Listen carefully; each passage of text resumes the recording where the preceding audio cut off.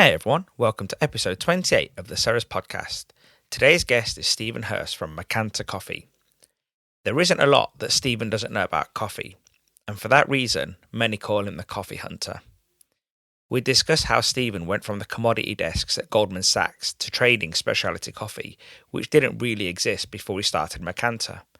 We discuss coffee roasted in the UK, issues with fairtrade, global and local issues with coffee growing, the environment, and many other coffee topics.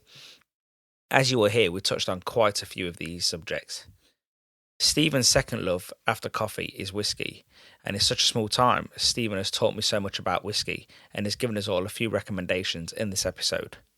For those of you that don't know, this episode was brought to you by Ceres Pure Food Innovation, and to find out more, visit www.worldofceres.com.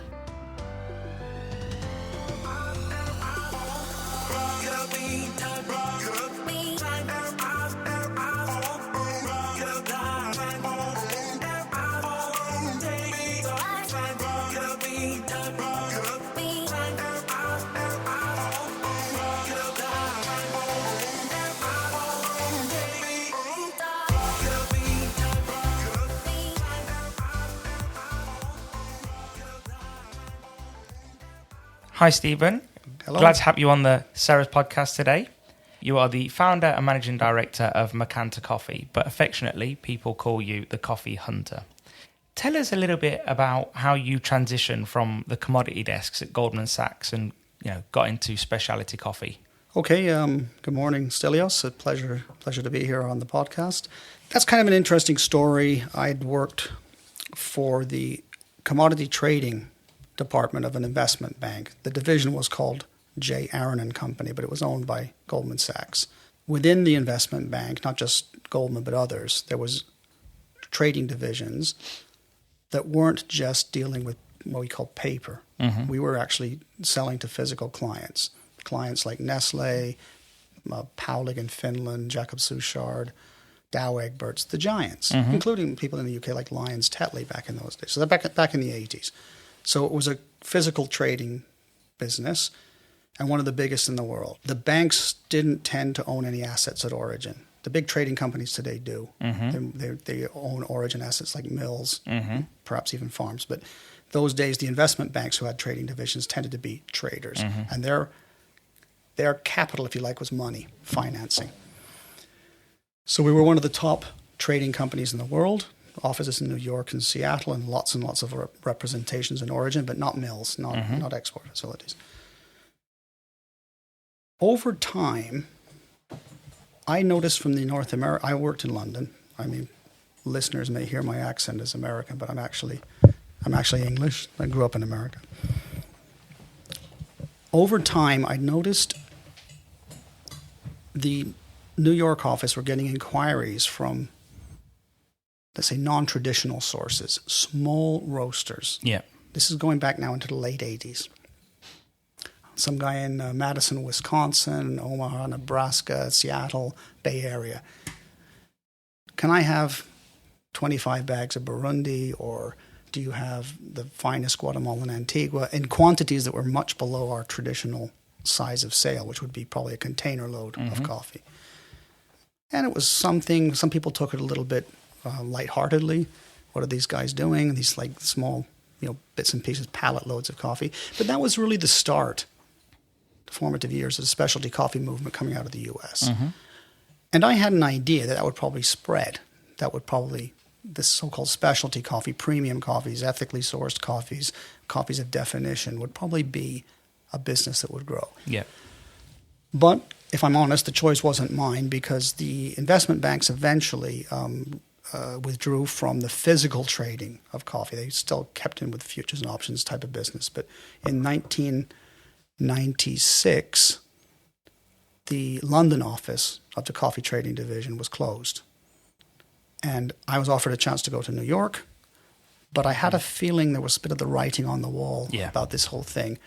And I thought, well, I'll take the redundancy money, and effectively started Mercanta with that. Mm. And the idea was to capture this movement, which I just seen starting, and to apply it in Europe. Mm-hmm.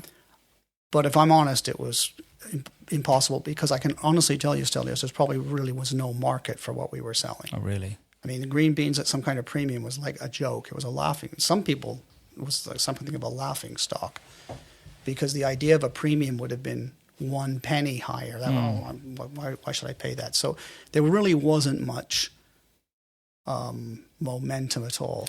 So what would have happened to this sort of, better quality coffee then? What was happening? Was it staying local? Or? No, it's just this is very simple. For instance, all the coffees traded then and still today are made up of these kind of common definition coffees.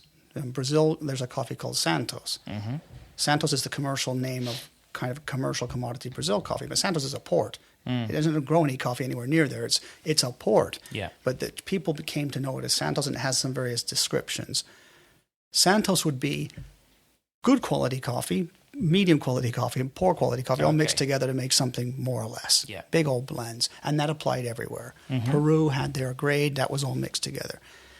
The interesting thing now is, with the premium beans being sort of creamed off, the commodity grades are still got the same name, but it could be argued they're not made with the same ingredients because the good stuff's gone. Yeah. So that's kind of intriguing. People go, I've been buying Santos for years. But it might not be the same because the good stuff is being sold directly, if you see what I mean. And it doesn't go into the mix. So those fine coffees in the old days would go into the bulk mixes to make them better. How long has Mercanta been going now? 23 years. Wow. And what does Mercanta mean before we carry on?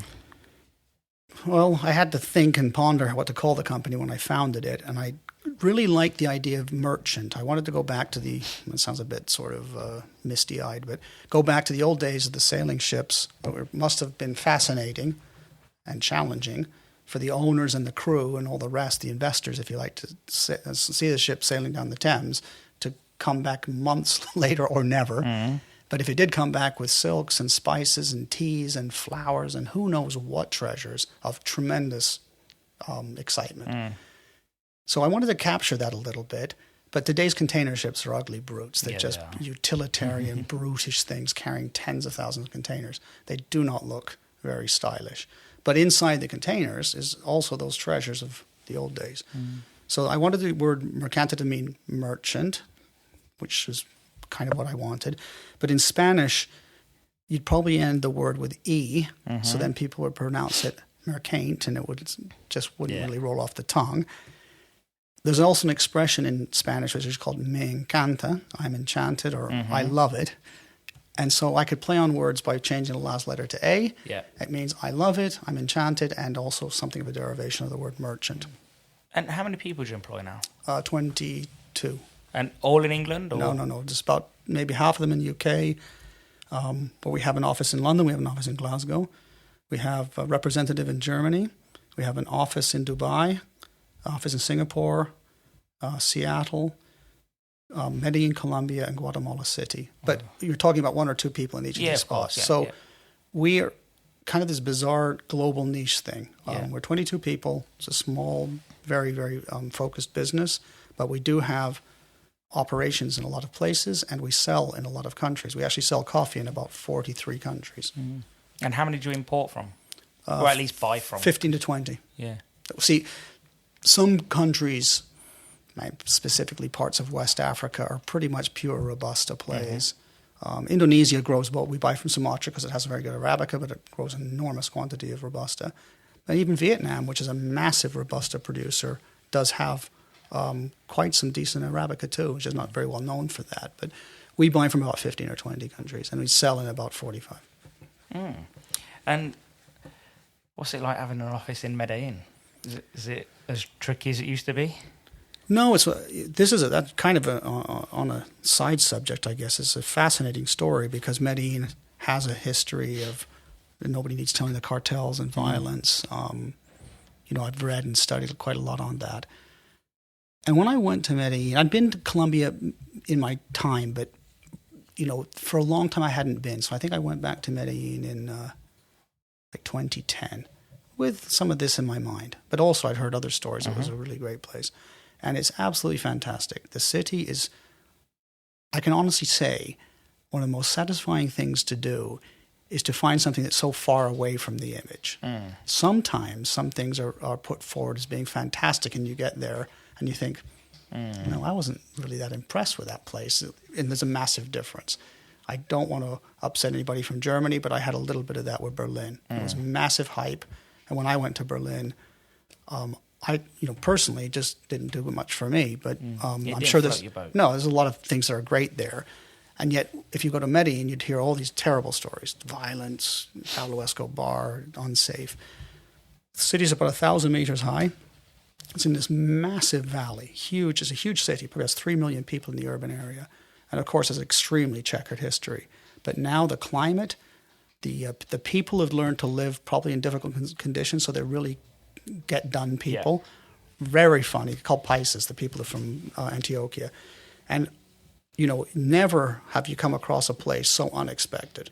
Oh, really? My parents in their late. I took my parents there in their late 70s. My dad was extremely skeptical. Oh, really? He was hyped, but they really quite enjoyed it. Yeah. It's just not what you think. I'm not saying there's violence everywhere. Oh, there's violence everywhere, yeah. But that city is going to be extremely far from a lot of people's impression. So we have an office there since 2010. We have a guy who works for us out there who became a very good friend of mine over time. We have an origin office in Guatemala, which we've had almost from the start of the business. So we've got a couple of origin offices, and who knows in future those could expand.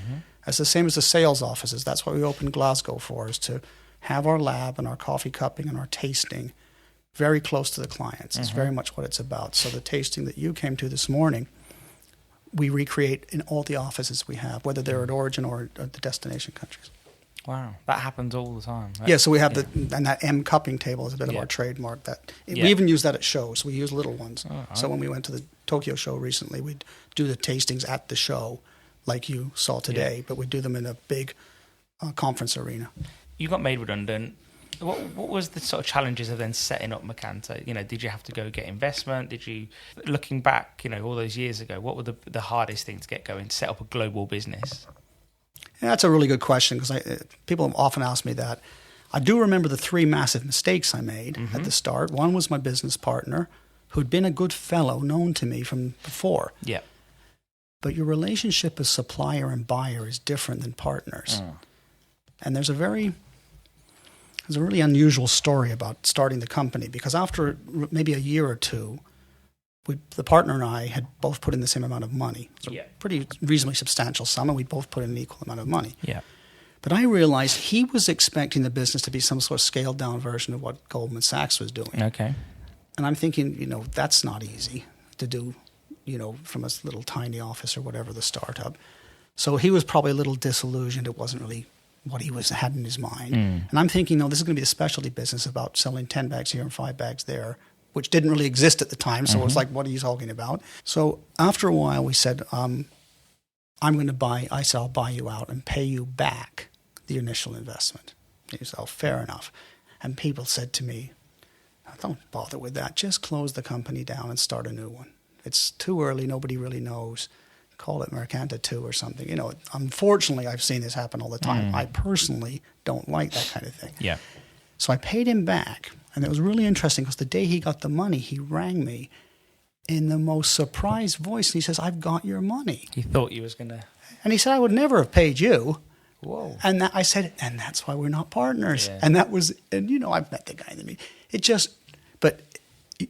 That was, for me, was quite important. And I struggled to pay. Now I had to shell out the whole lot for myself. So that was mistake 1, although it was a great learning experience. It was costly financially to have that kind of money floating around. Mistake 2 was early days. I thought I needed some sort of salespeople, and I kind of got the wrong guy. I paid an agency a lot of money, like one of those recruitment agencies. Literally after the bare minimum of time had passed, he left. I'd shelled out not just his salary, but a big old fee as well, and that wasn't the right thing. I don't need some hustler. We need people who really know their coffee. They're really passionate about it. And that was impossible to find at the time as well. So that was mistake 2.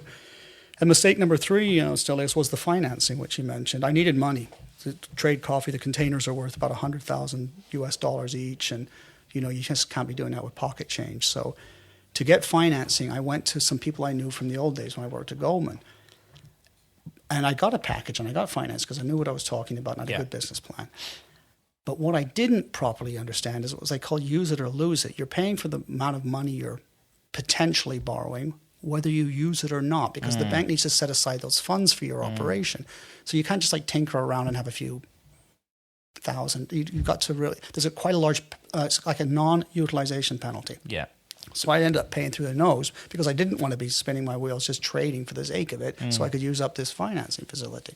So those were 3 critical lessons. And none of them killed us, but they came close. So everyone says that you always learn from your mistakes, and those 3, would you say? Absolutely. Those are my 3 business school. For me personally, your partner, your financing, and your staff. So how do you work on, like, how do you find people that love coffee now, like, you know, to sell, or whether it's tasting or quality control? How you know, or is it just a bigger pool now? Stellies, you would have no idea. I mean, back in those days, it's an interesting story because one of the good things that came out of the original partnership, although I ceased the partnership arrangement, I bought the company back for myself, but my partner, who's from Central America, had sent somebody over to give me a hand, and we managed to get her a working visa because there was no skill set in coffee and language in the UK. You couldn't do it now, but back then she got a working visa because I could prove by putting an ad out and saying this is the job spec that there was nobody who could do it. So that was quite handy because she became my business partner in the early days and knew about coffee. Now there's a huge pool of people. I can't tell you how different it is. There's a lot of movement to and fro. So even if it starts off as someone from maybe a food development stroke technology background, someone who's maybe trading commodities, someone who just likes coffee as a hobby, is that sort of where people are coming from? Or honestly, it probably was Stelios. Now you're probably getting people who with, maybe barista background, or you get people who've been working in labs. You got people working in roasteries. I've had a guy in the lab who was working at a roaster. We've had people coming, a bit of interchange between the company, losing and gaining. I mean, we're known as a very, very good incubator. So people knock on our door a lot. I see. Which is really rather annoying and frustrating. And maybe it's a sort of a lopsided compliment. But in the early days, it was very strange because I was just getting people off the street, but I think one of the greatest hires I made was a fellow who came from the pharmaceutical industry. He was fed up with this big corporate thing, wrote in. We met, just quite got along with the guy and whatnot, and he started, and he was brilliant. He was very good. You can learn coffee, you can learn tasting it, the vocabulary, and in those days it was different than now. So there wasn't a big, cadre of people out there. And this fellow became a really, really good salesperson and a very, very close personal friend, which ended very, very tragically when he died earlier this year. He was only 51, completely unexpectedly. Had been running our operation in Singapore and had a heart attack, and it was really, really a sad thing. But I'd known him from when he wrote in. We always laughed about him writing and saying, any chance of a job sort of thing. But back in those days, real estate agents, all sorts. But now there's much more likely you're going to get somebody coming from some kind of coffee background. How do you fill a post with someone abroad? Because you're not there to manage and go through things with them as much as you could. When Grant passed away, I had to do that. We had 2 staff in Singapore, and we lost one of them from literally, and then he wasn't ill or anything. That came as one of the biggest shocks, honestly, in my life. And I had to replace him. So what do? I know a lot of people, so you can look at your international group of people who might be suited to work in the role. Or we can look locally with recommendation. People are constantly contacting us.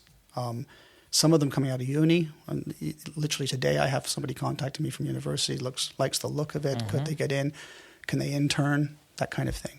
So recruitment in the regional offices is challenging, but I also have regional managers working the Asian and the U.S. markets. So they say, so-and-so we know, he's come in for...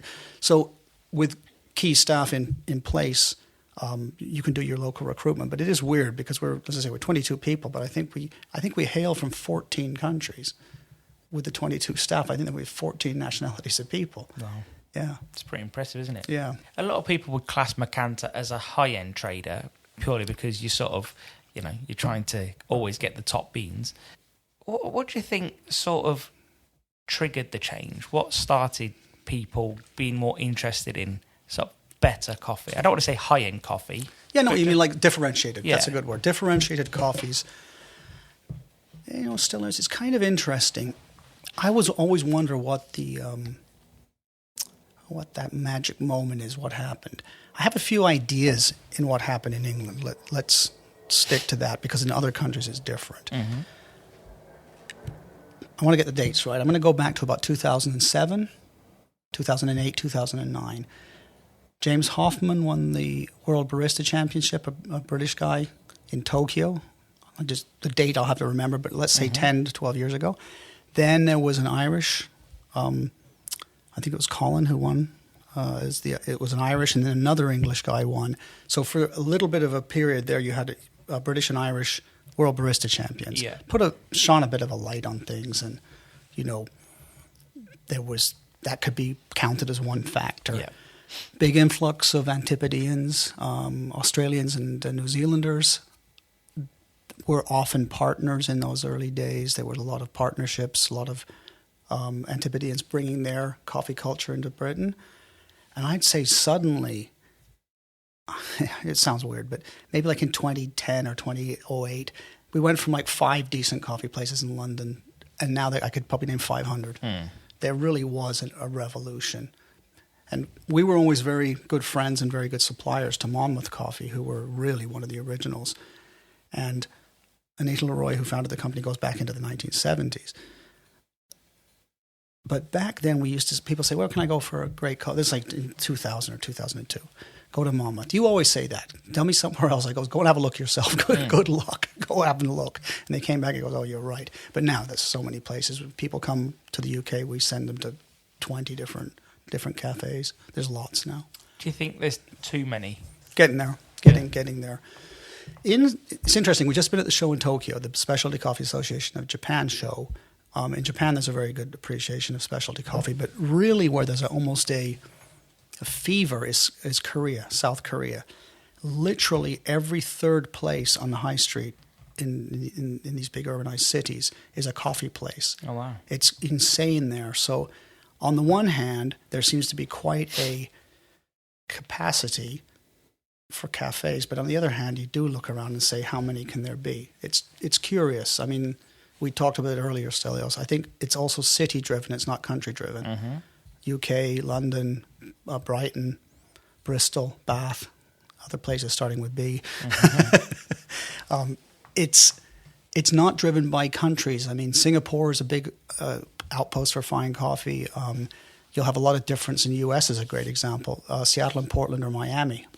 Seattle and Portland, you can't move, but for specialty coffee here, there, in every corner. And frankly, in Miami, it's just nothing like that. Oh, really? So it's very kind of regional or city-based, the percentage, if you like. So I suppose, yes, some places are getting a little bit full up. I know I read somewhere that in some places in the UK, they're literally just shutting down coffee shops now because there is so many. They are, but they're shutting down restaurants. True. High Street's tricky. Yeah. There's a number of factors. There's the Brexit factor. There's the Amazon.com factor. There's the too high a rent and rates factor. There's lots of things. It's not one thing. But, yes, there's too many cafes in some places, but there's also too many midstream restaurants. Yeah, that's true. I found in a lot of businesses, I call it big or boutique, get to be very big with these massive economies, whether you're a car company or a supermarket, or like us, be extremely focused on what you're doing, really focused. Because we've often had opportunities to get off on all kinds of tangents, getting into 10 other businesses.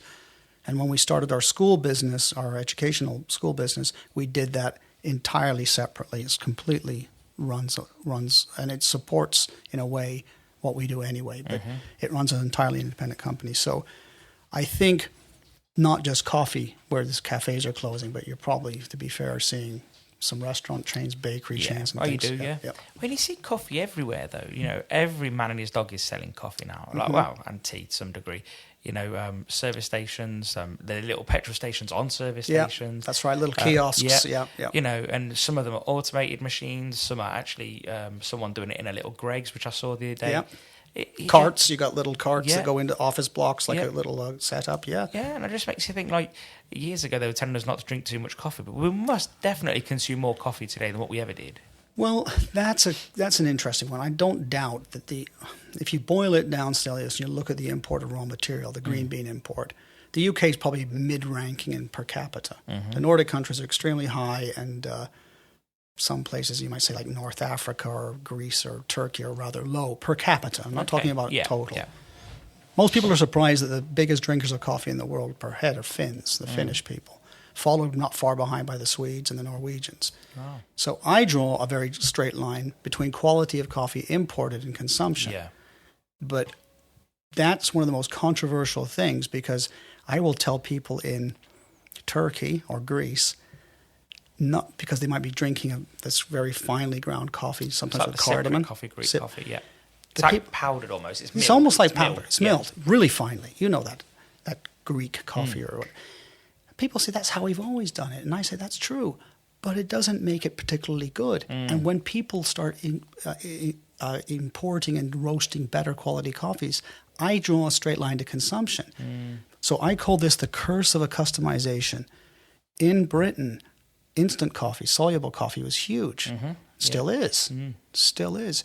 But people say they like it, but I dispute that. I think you're just used to it. Yeah, you're just putting something hot and wet down your mouth. Yeah. Well, how many wines did there used to be? Red, white, and rosé. People laugh now to talk about that, but they're still there. There's still some plonk. But the things that people took, everybody loves instant. No, they're just accustomed to it. Yeah. They become accustomed to it. I bought a Turkish coffee mill. Yeah, grinds it so fine. And it grinds it does. so fine. Like, And I put some coffee beans from that I got from Monmouth, and it was the best Greek coffee I've ever had. Really, yeah. It just changed everything. the thing is, it's all about, and that's the core of our business. We're raw materials people. We're a business-to-business company. We have our London School of Coffee division, which does the training and education, which is very popular and has bigger outreach to maybe you can say the consumer. But for Mercanta's business, we sell green beans, and we're not selling them to, in like 3 kilos at a time or 5 kilos at a time. We're selling them in sort of larger quantities, maybe, say, for instance, half a pallet, 5 bags or something like that. In Korea, coming back to that curious market, you'll find retail green coffee in green, like in a packet. It's very... What, and they roast it themselves? Yes, and people roast it at home in all kinds of curiosities. Little machines like the one in our lab. Yeah, I saw it was an amazing machine. Okay, yeah. But that market is very unusual and it's not an age thing. It's not just a load of young people. We found in Korea, all generations were at least thoughtful or accustomed to perhaps buying green coffee and roasting it somehow. So I get funny looks over here because I grind my coffee beans. Oh no, and I don't think it's as strange as it's not. I think that's probably more regular than what people think. Oh, I tell you what, grinding your coffee beans at home, or if you like, the big degradation in roasted coffee comes. Okay, so you got green beans, which will last, as I told you before, forever. Green beans won't perish; they'll just become very faded, a bit tasteless, and lose all the humidity. Okay. They'll become a lot less moisture content. Yeah, but they'll still be usable. They won't turn foul or anything like that. When you roast the coffee, at that point you're going to start to introduce a degradation, especially if oxygen's present. But it's about surface area. So look at the surface area of a ground bean, and then look at the surface area of coffee. Sorry, a whole bean and then ground.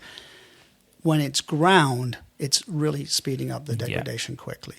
So I think, and I do at home, I think the wider adoption of home grinding, where people will buy good quality, freshly roasted beans and grind at home, I think that'll be a transformational event for a lot of people. Because part of the problem is with pre-ground coffee in a supermarket, no matter how well packed, it's invariably a bit stale. How long does it generally stay on a shelf or in a warehouse for before it even gets sold, do you think? Well, you look at those best before dates, and there's some pretty long times on there. People will argue packaging and free, like brick packs and things like this. But I think when you get home and you've got a reasonably freshly roasted coffee that you grind yourself, that moment where you grind it and then have a cafetiere or a filter machine or whatever. And home grinders needn't be some unusual cost. I mean, a home espresso machine is probably going to cost you a No, lot more that's than going to that. be quite dear. Yeah, but a home grinder, you could get some. You probably want to go for, if you can, I would say a burr grinder. In other words, not a blade one. Yes, one I got, yeah. Okay, the blade one just like Yeah. chops it. Yeah. But a burr grinder, even a relatively simple one, will grind the coffee better. And I think that's going to be a big, big improvement. I think I keep my beans in the fridge in an airtight tin. Oxygen deprivation, Yeah. but the only thing about that is the in and out. Sometimes people say in the freezer. The freezer is not because it's cold, it's because there's no oxygen in there. Okay. So the in and out puts a condensation on the bean, and that's the right. danger if you got it like. That makes sense. So you took them out, they sort of say defrosted a bit. Yeah. It'll leave a little layer of water or dew or condensation. That going back and forth isn't ideal because you'll end up with it kind of like a dampness. Yeah, you don't want that. But yes, to deprive the beans of oxygen is good for their longevity. But the fridge is a convenient place for that. But there's another side to that. There's a bit of condensation. Okay, And, so that's why the freezer is better. well, yeah, you just have to be aware of that. But no one would ever roast at home, would they? Oh yeah, there is. Oh, really? Yeah, there is. Oh, over here, really? Is it quite popular? Yeah, we've got a client who, business was probably founded on supplying the home roast. Wasn't there a time when everybody was going to bake their own bread at home? Everybody was going to get a bread oven or something, or a pizza. Yeah, But true. Domino's is still big. And I think all these things have some people doing them. Mm-hmm. And I've found in most countries there's one sort of champion of the supply for the home roaster. There's not 50. There's one company or person who does that well. It's not a massive big thing, as I say, except perhaps in Korea, where I really saw the emergence of what I would call retail green coffee. But I can't talk. You're not going to go into Sainsbury's anytime soon, or No, I don't think so. Asda's and Fine. I don't think so. No. And even in the U.S., I've never seen green coffee for sale in retail. No, Mail, online. It's probably a little too inconvenient for us in Yeah, that respect. Yeah. There's some technologies where you buy the coffee and it roasts and grinds it and brews it straight away. But I don't look at those capsule machines. There's thousands of different ways. There's the Ibrik. You can have it Turkish and grind it very fine. The funny thing is, nothing seems to be taking over. It's some explosion of ways of preparing coffee. And cold. We talked about cold, canned, cold brew, concentrate. So we just can't get enough of it. Exactly. Yeah. Yeah. It's just like if it's not coffee, it's coffee essence of some sort. Yeah. So and then it's in desserts and everything and so on. So you mentioned a while back that when we met last time that years ago in the UK, almost every town, village, or city had coffee roasters, and that isn't around as much anymore. Which is, you said it's changing. I think it's an evolution, still. Yes, I think maybe back. I don't know so much in England, particularly probably in Germany. I bet every little town had a roaster. And when I started the business, I visited a few local heroes in various towns in England. That was about being local as more than it was about being particularly good. And I draw the parallel with beer. The local beer brewer says, I'm the local beer mate. It's got to be better. No, it's not. You're just local. It could be fantastic or And it or could be awful. Yeah. You're local. That's not the same as good. Yeah. It's like a fellow told me, I've got a coffee farm. Well done. It doesn't. Just like selling the most coffee doesn't mean you're the best. No.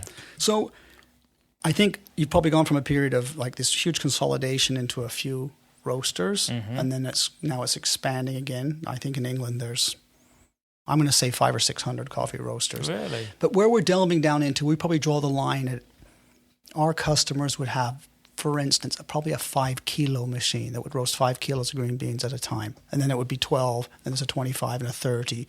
A big machine would be considered 60, which is one bag. I was going to say 5 kilo does not sound a lot. Well, that's to roast. Well, some people believe it or not running a kind of, if you like, a business. Yeah, roasting quite a bit. Yeah. But if you've got your shop or shops plus wholesale business. Okay. Yeah. 5 kilo is a bit of a start, but there's much smaller machines. These machines here that you can see in our lab, there's like 1 kilo. They're more like for samples. Yeah. But people will use them in shops and that. But especially for a coffee shop, that would be great, wouldn't it? Really, because you can keep using that all day. You don't have to give them a break or anything. That and maybe the smell and the aroma, but then that comes with the extraction. You've got somebody's going to be watching it. The person goes to lunch and the thing's on fire. Or something. It's not. it's like one of those things where it's not just as easy as all that. Yeah. I went to a place in Bristol once for coffee, and he said he was roasting them right then and there, but there was smoke everywhere. I don't know if it was done on the frying pan or in the oven, but I don't think he had a machine. Yeah. But yeah, it just looked like he was winging it a bit. Well, you can turn these green beans to roasted in any number of either extremely sophisticated or very happenstance type of methods. And that's a simple, in a way, it's beautifully simple. I don't think somehow even a lot of people know really what you're drinking is the seed of a cherry that's roasted and ground. Nothing. That's it. It's the seed. And they taste a lot different depending on what kind of plant it was and where they're from and the soil and the altitude. But essentially, it's a dried seed that you roast and pulverize. It's pretty amazing, isn't it, really? Yeah. And you mentioned earlier that the flesh is pretty sweet as well. Yes, it is. I mean, if you get a nice sweet... I don't know why... It's probably a halfway decent question why cherry isn't like a fruit. But it could be because it's more valuable not to just eat it and throw the pip away, because it's the pip that people are drinking. Yeah. But some beasts, some birds in that eat the cherries because they're quite sweet. Well, this is what we was going to talk about it, weren't we? And we spoke about it a little bit earlier when we were setting up, and it was you said there was a big bird, a bit like a turkey. It's called jacu. Oh, because of jacu. Yeah, jacu bird. Yeah. Is it the kapu loak, or how do we say that? Kopi loak. Kopi's coffee in Indonesia or in. What's the language? It's kopi means coffee. Okay. And I think the beast is a luwak, which is like a weasel. Yeah, little weasel. And of course, the media loves these stories that the beast is going to eat the coffee cherries, which he probably used to do in the wild. And then he will pass them through his digestive system, and they come out rather like you would pulp coffee at a coffee mill. Yeah. It doesn't look dissimilar with the stomach acids. The fruit's dissolved, and it comes out with a seed. It's a little pile of processed seeds, which is essentially what you do at the coffee mill. So that kind of rustic story, which might have had some bizarre charm back in the day, has regrettably turned into a very nasty story of animal cruelty, where now the weasel or the luwak is caged.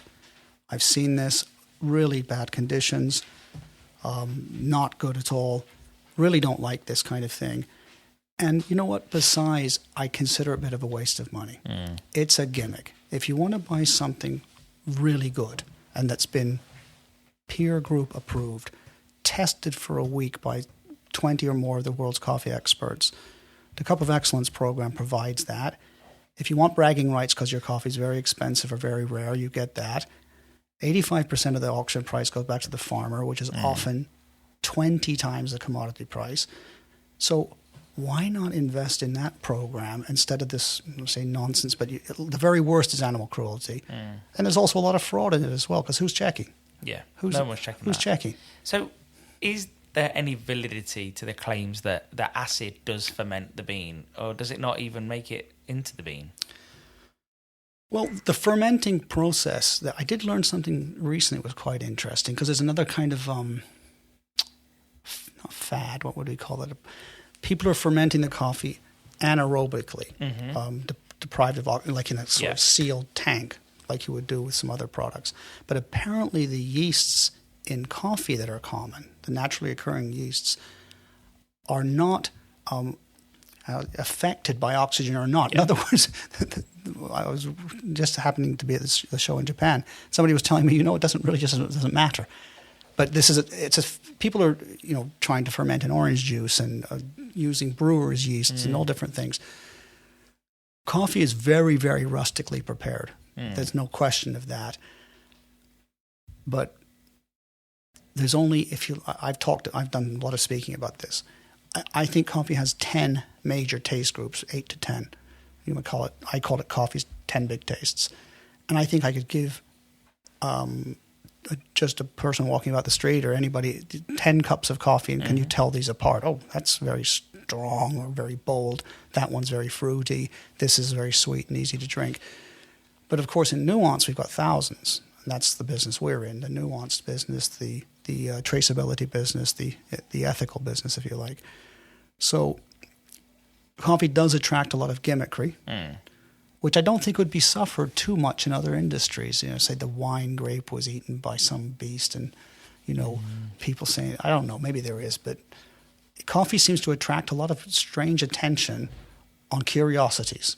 Oh, it's grown on an island in the middle of the coffee's probably not that. Well, you mentioned about Blue Mountain, didn't you? Oh, Blue Mountain, that's a controversial one because a lot of people are going to say, oh, what are you saying that for? But you see, I know the price of Blue Mountain is nothing commensurate with its quality. Absolutely not. As I told you earlier, I believe probably back in the day, many decades ago, there was some really fine coffee from Jamaica at the highest point of the island, very well preserved and presented, very well harvested. But once that coffee got a premium, the next farm down the mountain said, listen, we're just next door. It's all the same. And then you end up down at, nigh on sea level or something. So I think what happened is it's somehow you were a victim of its own success. Yeah. That it's unfair to say there's no good coffee there, but at the same time, the premium that Jamaica Blue Mountain trades out is enormous. And I can tell you, if we put it on the cupping table today, you wouldn't see it. You wouldn't have seen it. That's what my next question was going to be. If we were blind tasting on the cupping table, where would it be? Would it be just with all your average coffees? Or? Well, if I was to put what's commonly available as JBM now, you can get an enormous, very, very premium price. And I put you on some really nice, fine estate coffees from Brazil, you probably may struggle to tell them apart. Oh, really? Yeah. Wow. So it's just a bit of hype then, isn't it? It's just a lot of hype. A lot of hype. Even. Yeah. A lot of hype. Wow. Because you can get some amazing coffees, but you don't have to pay through the nose for it like that. That's a good thing. That's why there's so many opportunities. I've often said in the coffee business, it's very fascinating for us. There's pitfalls and opportunities. My company doesn't want to go around chasing around the herd, overpaying for overvalued coffee. What we're looking to do is go to Peru, go into Colombia, go to Papua New Guinea, and find the undiscovered, where you pay the producer a price that he's more than happy with, because he used to be selling locally to the local guy into the mix, into the bulk, getting paid the same as everybody else. If you find some differentiated coffee and provide market access for that, which is exactly what we do, we have a winning chain of a happy producer. We bring the coffees in, the customers love it. It's great coffee and it's completely affordable, and everybody's a winner in the chain. Yeah. So many would think that fair trade gives people, growers, better rights. They would also say it creates better coffee. And then there's a few other myths, but you broke them down to me and you explained that that's not quite true. And so about the money, let's start on the money with fair trade. Does it give farmers more money? Yes, I mean, this is going to go into a minefield. It will be either very interesting for people. Yeah. Stelios people get very exaggerated and on sort of, I say upset, but the fact of the matter is, I've been in the business a long time. Fair trade is a very well-intentioned market distortion. It will pay otherwise farmers at the mercy of the local market or the commodity market. It'll pay them generally something close to the production cost or above it somehow, much more you might call a living wage. And who's going to argue with that? Because they're getting paid more. Who's going to argue? Yeah. But the thing is, there's very little linkage with quality. Yeah. So my argument is, and I might make a proof of today's commodity market being as terribly low price for coffee as it is, despite all the popularity, is it also tends to perpetuate overproduction. So people are on some kind of life support, well-intentioned, not to let them be at the mercy of the markets and completely impoverished and migration and these kind of factors. But at the same time, the real commodity price in the market now, inflation adjusted, is arguably the lowest of all time, and coffee has never been more popular. Yeah. So this strange event has happened on Fairtrade's watch in a way. Fairtrade's been around for 10 or 15 years in coffee, very, very heavily connected to coffee, also tea and bananas. And I don't want to be the guy who's got malintentions. I know what the intentions are. They're very good. But it creates a distortion, and that distortion is paying a price which is a living wage price, but unfortunately that just perpetuates overproduction in some places. And also, if you don't link it to quality, we have to face up to the uncomfortable fact that some producers in some areas are producing a very marginal average quality. You could pay them as a charity to say, this is, but I'd rather do the charitable donation separate from the connection of the coffee, and that's what my company does. I'll pay a very good price, the best in the market for fine coffee, and we'll do a curation and our quality controls. But there's a lot of people producing coffee at the margins who are just continuing to, and that's why there's too much. There's probably 5 million bags too much produced last year. And we could argue that coffee's never been more popular. And do you think someone like Fairtrade is even aware, or?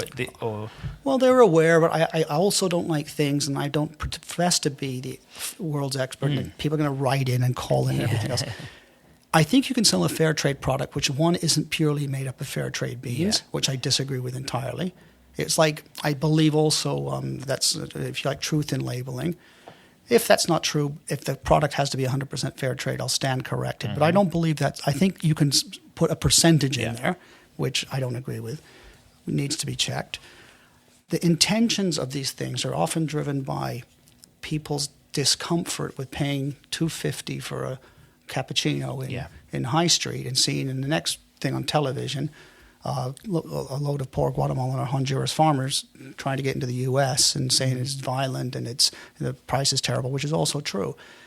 But I've been doing this for years and it's always been the same. Yeah. The same hand-wringing. What shall we do? What can we do? My solution, what our company has done, is absolutely avoided any connection to the commodity price. Nothing is connected to that. So we pay a guaranteed minimum price, which is probably, say 180 is set 60 or 70% over the commodity market. That's our get in. Yeah. I didn't make that price up on the back of my hand. It was based on a production cost and then plus 20%, a global production cost plus 20%, to allow quality farmers a very sustainable living. Yeah. Besides which, that minimum price is not what we pay on average, because we also track that. So over the course of the year, we're paying far more than double the commodity price in exchange for fine beans. Few companies operate like this, but all claim to. But your goal is just to make sure that the coffee is good.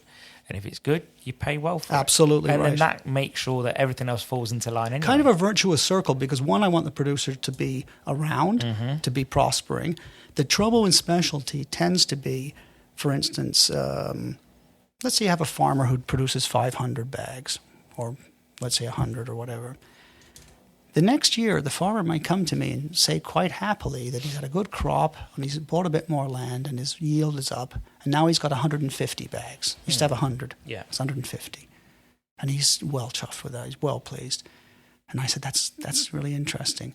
I said, do you think my demand grew by 50% like your production? Your 100 turned into 150, and now you want to sell the extra 50, which is great. But do you think my clients grew by 50%? Not least of the ones who are prepared to pay the proper price. So we're getting cut price ethics now, which is extremely frustrating.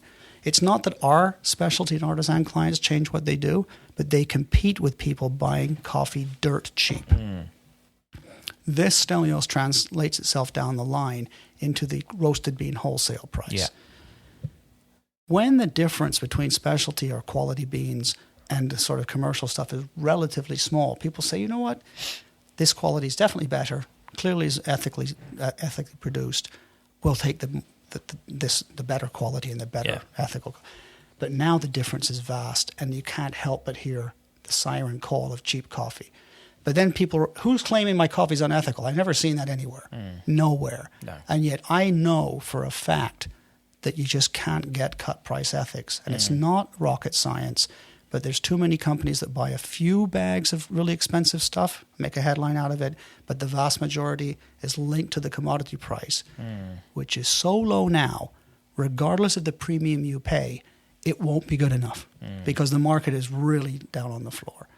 Eventually this will change, climate intervention or something, but I've been in business a long time to know this, and the only solution would be for the specialty coffee business to, one, get a lot bigger, and for production to much more match the offtake. Yeah. So like companies like, I don't know, just thinking out loud, Starbucks, Costa, McDonald's and so on, all of these that are actually like, boosting retail coffee, what would they be buying, do you think, give or take? Well, for a lot of the larger companies, Stelios, and the supermarkets, they don't have an interaction sometimes, or enough of an interaction with the customer to try to explain their policies. So that's why what we call the badge and label coffee is so popular. it doesn't make it good or bad. It just makes it about something else. In the supermarket where there's no point of communication, I think 80 or 90% of your products are fair trade. And the default choice would be, and that's why we never stocked it, oh, the rest can't be fair. Do you see?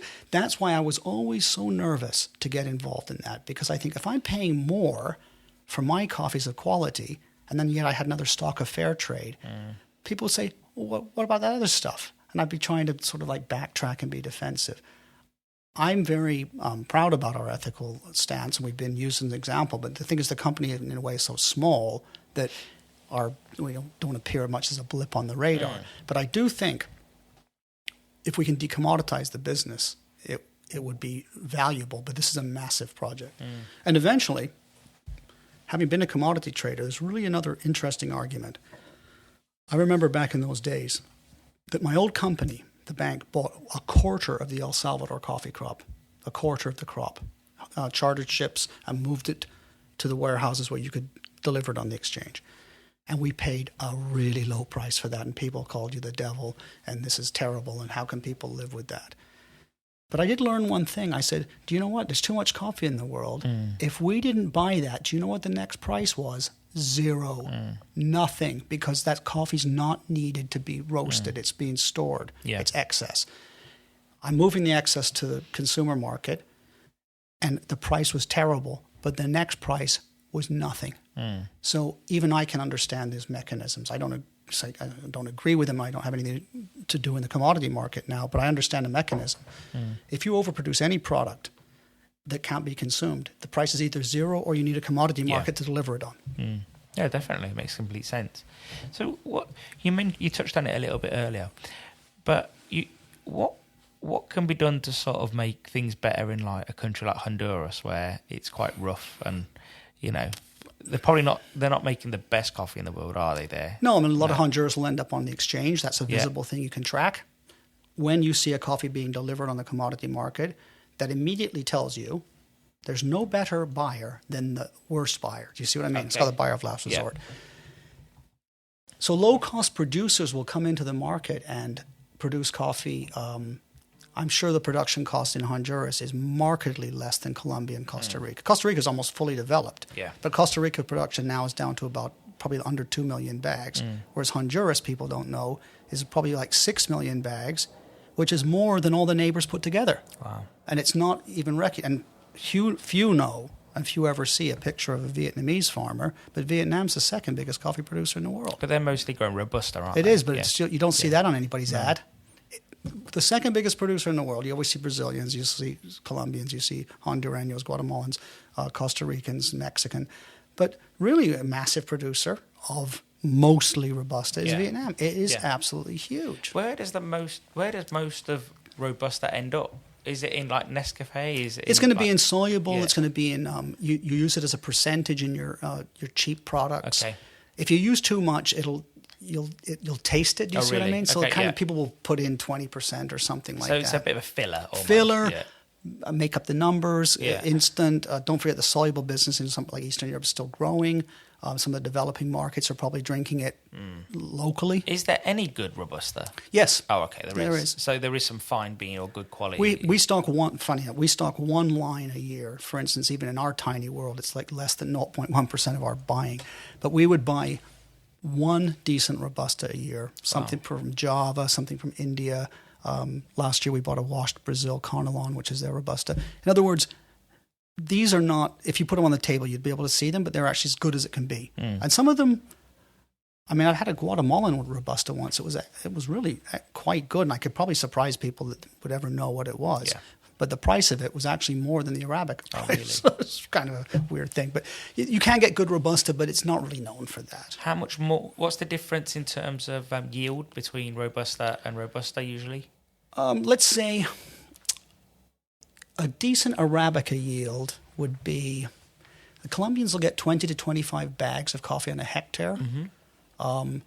Brazil would be 30 and up. I mean, some of the smaller farms, I have a coffee farm. My farm I get about 25, but you can get 40, 50 bags a hectare for Arabica.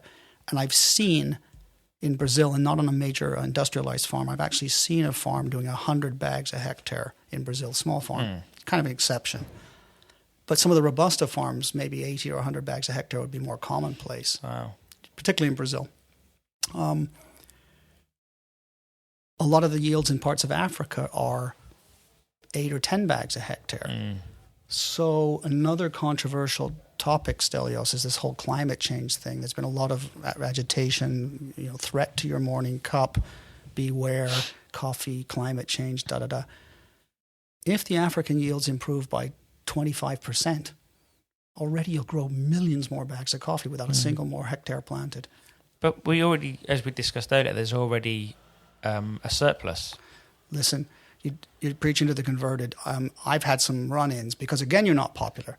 Anybody who questions things like fair trade immediately demonized, immediately thrown under the bus without any thoughtful commentary. And the same with the climate change things. Oh, you're a climate change denier. This is a terrible... I'm well aware of... I was just in Tokyo. We got hit with a Category 3 hurricane or typhoon. I've never been in that before. But I'm saying that there is climate change and coffee production's adapting. So I think it's like anything. It's like any topic. When you say something people don't like, they try to shut you down by calling you something. So in this instance, climate change denier. And, it's not that. I'm just saying, how are we having this conversation when there's an excess in the price of coffee? And it's not going to be like that forever. But I've been in the business so long to see all these things come and go. People say the Chinese are going to drink so much coffee, there'll be a terrible shortage. And the consumption in China is rising. But it doesn't rise as quick as the production. China produces coffee as well. Okay. And roughly speaking, they produce as much as they consume. Oh, okay. So, but it's not what they can. If you see what they do, import coffee, because we actually sell coffee in China. But if you took their total production, it's probably vaguely what they consume. Yeah. And I think this is my favorite one. You heard this earlier, Stelios, is that the UK's Nestle plant, which takes in, it's in Derbyshire, takes in about 100 tons of raw coffee a day. Yeah, it's in Hatton. Yep. 35 busy coffee shops will use that in a year. So next time you see the queue out the door, 35 in a year, and that's a day's one day's worth of input at the Nestle plant. I remember last time I was in, my dad's sister lives in Hatton, so that's okay. So I was at the traffic lights where the train goes. Yeah, past. it's the crossing there, isn't it? Yeah, and you could just smell coffee. You just They're bringing in 20-ton containers. So that's five of those a day. 5 of those a day. Have a look at the program. It was one of those programs in the factory or something on the Discovery Channel, and I was fascinated. It was really interesting. But put things in perspective. This explosion of coffee on the high street isn't been met by like some doubling of consumption in green beans. First of all, the delivery of a shot of espressos, 10 or 12 or 14 grams at a time. You can get a lot of espressos out of a bag of coffee. There's 50,000 grams, 50,000 grams of coffee in a single roasted bag. Do the numbers. Just doing it. 1 second. 50,000 grams divided by... is that 3? Is it 33,000? No, I think it's 3,000. 3,333. 3,000 espressos out of a bag. Wow. So not a bad margin, is it really? No, and that's also why the shops aren't getting through massive amounts of coffee. And why are the Nordics the big consumers? Because they tend to brew coffee, like maybe 100 gram in a filter basket, and they'll have the brew on all the time, like some people in England used to be drinking tea, like in a relay. If you're brewing 100 grams of coffee a time, 4 times a day, you've used up half a kilo. I can't tell you how many espressos you'd have to drink to get through half a kilo of coffee. You'd have to drink about 50. Yeah, we consume coffee very differently, don't we, in that respect? Because I think in America they have filter coffee as well, don't they? But we don't have it over here at all, really, do we? It's no, and rare. I think that's because if you're using quite a lot more coffee to make a drip filter or a cafetiere. But the way that a lot of people are drinking coffee, let's be honest, is in a 14 or 10 gram shot. There's 6 grams, I think, in an espresso capsule. It's in 5 or 6 grams and it delivers you a nice little decent. I at home I use the AeroPress at home, and I think that's about 17 grams per person per coffee. So I would probably have cafetiere 30, 40, 50 grams that I grind and I have in my cafetiere, and you can adjust a bit to strength. But the throw or the delivery from the espresso machine in the bayonet or in the capsule machines, very small. I always thought it'd be a lot more. No, as I say, world consumption is growing because, one, there's more people. There's definitely more demand in countries like India and China, absolutely. Yeah. But it hasn't led, the doubling of the number of coffee shops you see has absolutely not led to the doubling of imported green beans. No.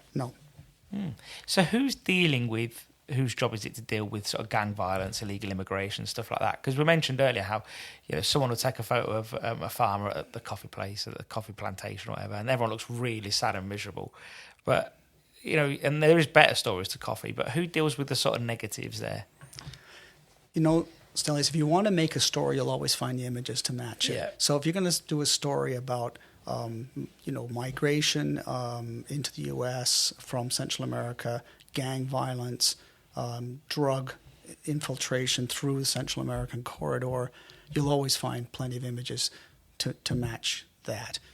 Who's want to deal with it? I don't know. It's difficult in the agricultural sector. It's all very well saying, well, the coffee price is terrible, but, is there pineapples? Is there some other agricultural product? Do the people have to go and work, if there is work, in something else, or do they migrate or something? It's not easy to fix. We talked about the coal mines in Britain. Very little, if any, coal mined in Britain. There was many families who had generations of coal mining, the grandfather, the father, the son. And those mines are closed, and there was a great social upheaval. It was a big deal. I remember this back in the 80s. It was a big deal. And we've had to deal with those uncomfortable facts. And I think some coffee-producing nations will have to deal with that too. You can't just be going on producing coffee and living in some kind of, marginal condition, or waiting for the commodity price, which you have absolutely no governance over whatsoever. None. What sort of things dictate the commodity price? I know that sounds like a bit of a thick question, but for no, someone it's not. Like me, supply and demand. Yeah, so eventually, that's going to come yeah. home. That's the old classic. These days, a lot of what we call managed money, things I really don't like is these high frequency trader type funds. I don't call an investment in seconds. No, that's ridiculous. My phone's my terminal's closer to the exchange than yours, and this insanity. But you've got a lot of movement of funds. You've got hedge funds and people who invest in coffee futures, not usually in the physical product. So at any time, you might have a position of 20 or 10,000 lots, and that each lot is 250 bags of long or short by speculators. When you start to boil that down, you think, hang on, that's like a 20 million bags or 10 million bags. So the speculator has a lot of influence in the flux or the flow. But really, eventually, at the end of the day, it comes down to supply and demand. Yeah. You got climatic factors, of which the classic was the Brazil frost. There's people talking about the big Brazil frosts decades later. Why are they talking about it? Because they made a fortune once, and they bought a Range Rover. In some extreme cases, a helicopter. Oh, really? And the families, it's in the lore of the family that the money that's like winning the lottery, because one year the coffee price doubled or something, and they made a fortune. Oh, wow. And spent the next 15 years trying to get back to that point. And those kind of once in a lifetime events or whatever have really had a strong impact. I can see that in the mind of the coffee producer. I'm not going to take my trees up because next year there could be a big price spike. And it would be worse that my neighbor laughed at me for him having coffee and me not having any than we were both miserable together. And it's really a lot of that goes on, is that there's not really a very thoughtful people, this price is terrible. It's been terrible for years. But, what are we going to do? And even a small Colombian farm, it's always quite intriguing. This is not a big thing about big business and small business. 3 or 4 hectare Colombian farm, small. Blackberries, ornamental flowers, honey, coffee, sometimes pineapple or banana. In other words, a lot of times the coffee may be the sort of, if you like, the icing on the cake. But I went to a little tiny farm in Colombia the other day, and the fellow was the local butcher. Oh, wow. He had a nice little business in town. He was the butcher and whatever. But he had a coffee farm, too. And if he grew a couple of hectares of coffee, made some money, fine, and no big deal if not. Then he grew some avocados after that. So it's not about big or small farms. And eventually, in some of the cases, probably in Rwanda or Burundi, you've got farms that are really gardens, and the farmer will actually own and count the trees. Oh, okay. He'll say how many trees he has. Then you can get up to the 2, 3, and 4 hectare farms in Colombia, which sometimes and oftentimes are actually multi-product. And then you get to the big agro-industry farms of Brazil. Yeah. But a lot of those are also family businesses. They're just bigger. Bigger families. Bigger. Yeah. Yeah, and go back generations. They can mechanize. The land is altiplano. It's a high plain. It's 1,000 meters up. You can drive a harvester over it. So, coffee extraordinarily complex. And as soon as you start to try to engage with people about the ethics of the environment, if it doesn't match their point of view, people get mad. Well, I had this discussion yesterday regarding palm oil. Okay. And when Iceland decided that they were going to stop palm oil, although they didn't, everyone was kicking off. They saw it on TV, they saw the deforestation, and they just felt emotionally responsible. So then I know a few friends of mine who got fish and chip shops and restaurants. They were getting emails saying, "You better not fry in this. You better not." Yeah. And they were saying, well, they'd email back and respond and say, well, actually, we do fry in this, and it's because it is Rainforest Alliance or RSPO. And you told me the alternative was way worse. Well, the alternative is probably soy oil or rapeseed oil, which all comes from abroad mostly, and that's no better. These solutions aren't that simplistic, but a lot of them are extremely well intentioned. I think I need to get that point across. I don't argue with the ethical or the social argument behind it. I argue of the end result. It doesn't particularly work. And as I said, the point being, if another proof need be shown, is that we're still talking about terrible low prices these days. And also I think programs like Fairtrade have allowed large companies to get out of doing the right thing on a much larger scale. A convenient symbol, a convenient badge. And it's not really. I mean, coffee's very afflicted by this. I think I told you, a friend of mine went to Aldi and he saw, he bought a bag of coffee, 250 gram or whatever. For £1. For £1. And it had Rainforest Alliance on it and the other one, Fairtrade. Yeah. And it was just like, but it's £4 a kilo. Yeah. I mean, we sell green beans at more than that. Yeah. So they're clearly doing it just to attract people in. Get you in, aren't they? Well, also, we talked Stelios, and maybe it's controversial, maybe it's not, but cut price ethics doesn't work for me. I don't think we have a lot in my industry now in the specialty are trying to outdo each other with who's paid the highest price. But for 4 cartons of coffee, that's not going to matter. No, I'm trying to pay a commensurate price, which is a good, genuinely, honestly sustainable one, which has to oftentimes be worked back into local currency, the farm gate price, it could be in cherry or in parchment. It's not a simple calculation. So I'm trying to pay that price in exchange for very high quality goods where hopefully everybody's a winner in that chain. We can multiply the size of this business 5 times and not change that standard. We do not have to, I'd need more capital financing, I'd need more employees. But we do not have to change the essence of the business to make it 5 times bigger. You can still do it. Pretty amazing, isn't it? It's good that it's good that you can scale up the business model based on quality. Yes, you can. Yeah, absolutely. You don't have to cheapen. You don't have to start saying, "Oh, I'm going to buy a load of that Robusta now." No. You don't need to. Yeah. And that's why I'm not much of a subscriber to. Specialty coffee isn't like Jack and the Beanstalk. It's not a different. Sometimes you get some people came into producing countries and would ask the guys that were in the specialty business, the growers, "Oh, what about those specialty beans?" Specialty beans. It's quality coffee, probably varietal specific. I mean, there's hundreds of varietals of Arabica, just like there is in wine. They taste different. The elevation, the terroir, you might call it, the soil, and all these factors. But a big factor is also processing. So neighboring farms needn't have the same quality because some could be processed very poorly with a dirty mill and contaminated water. And the farm next door could be the picture of good practice. So you can't just look and cast your eye and say, well, that's high up or that's low down.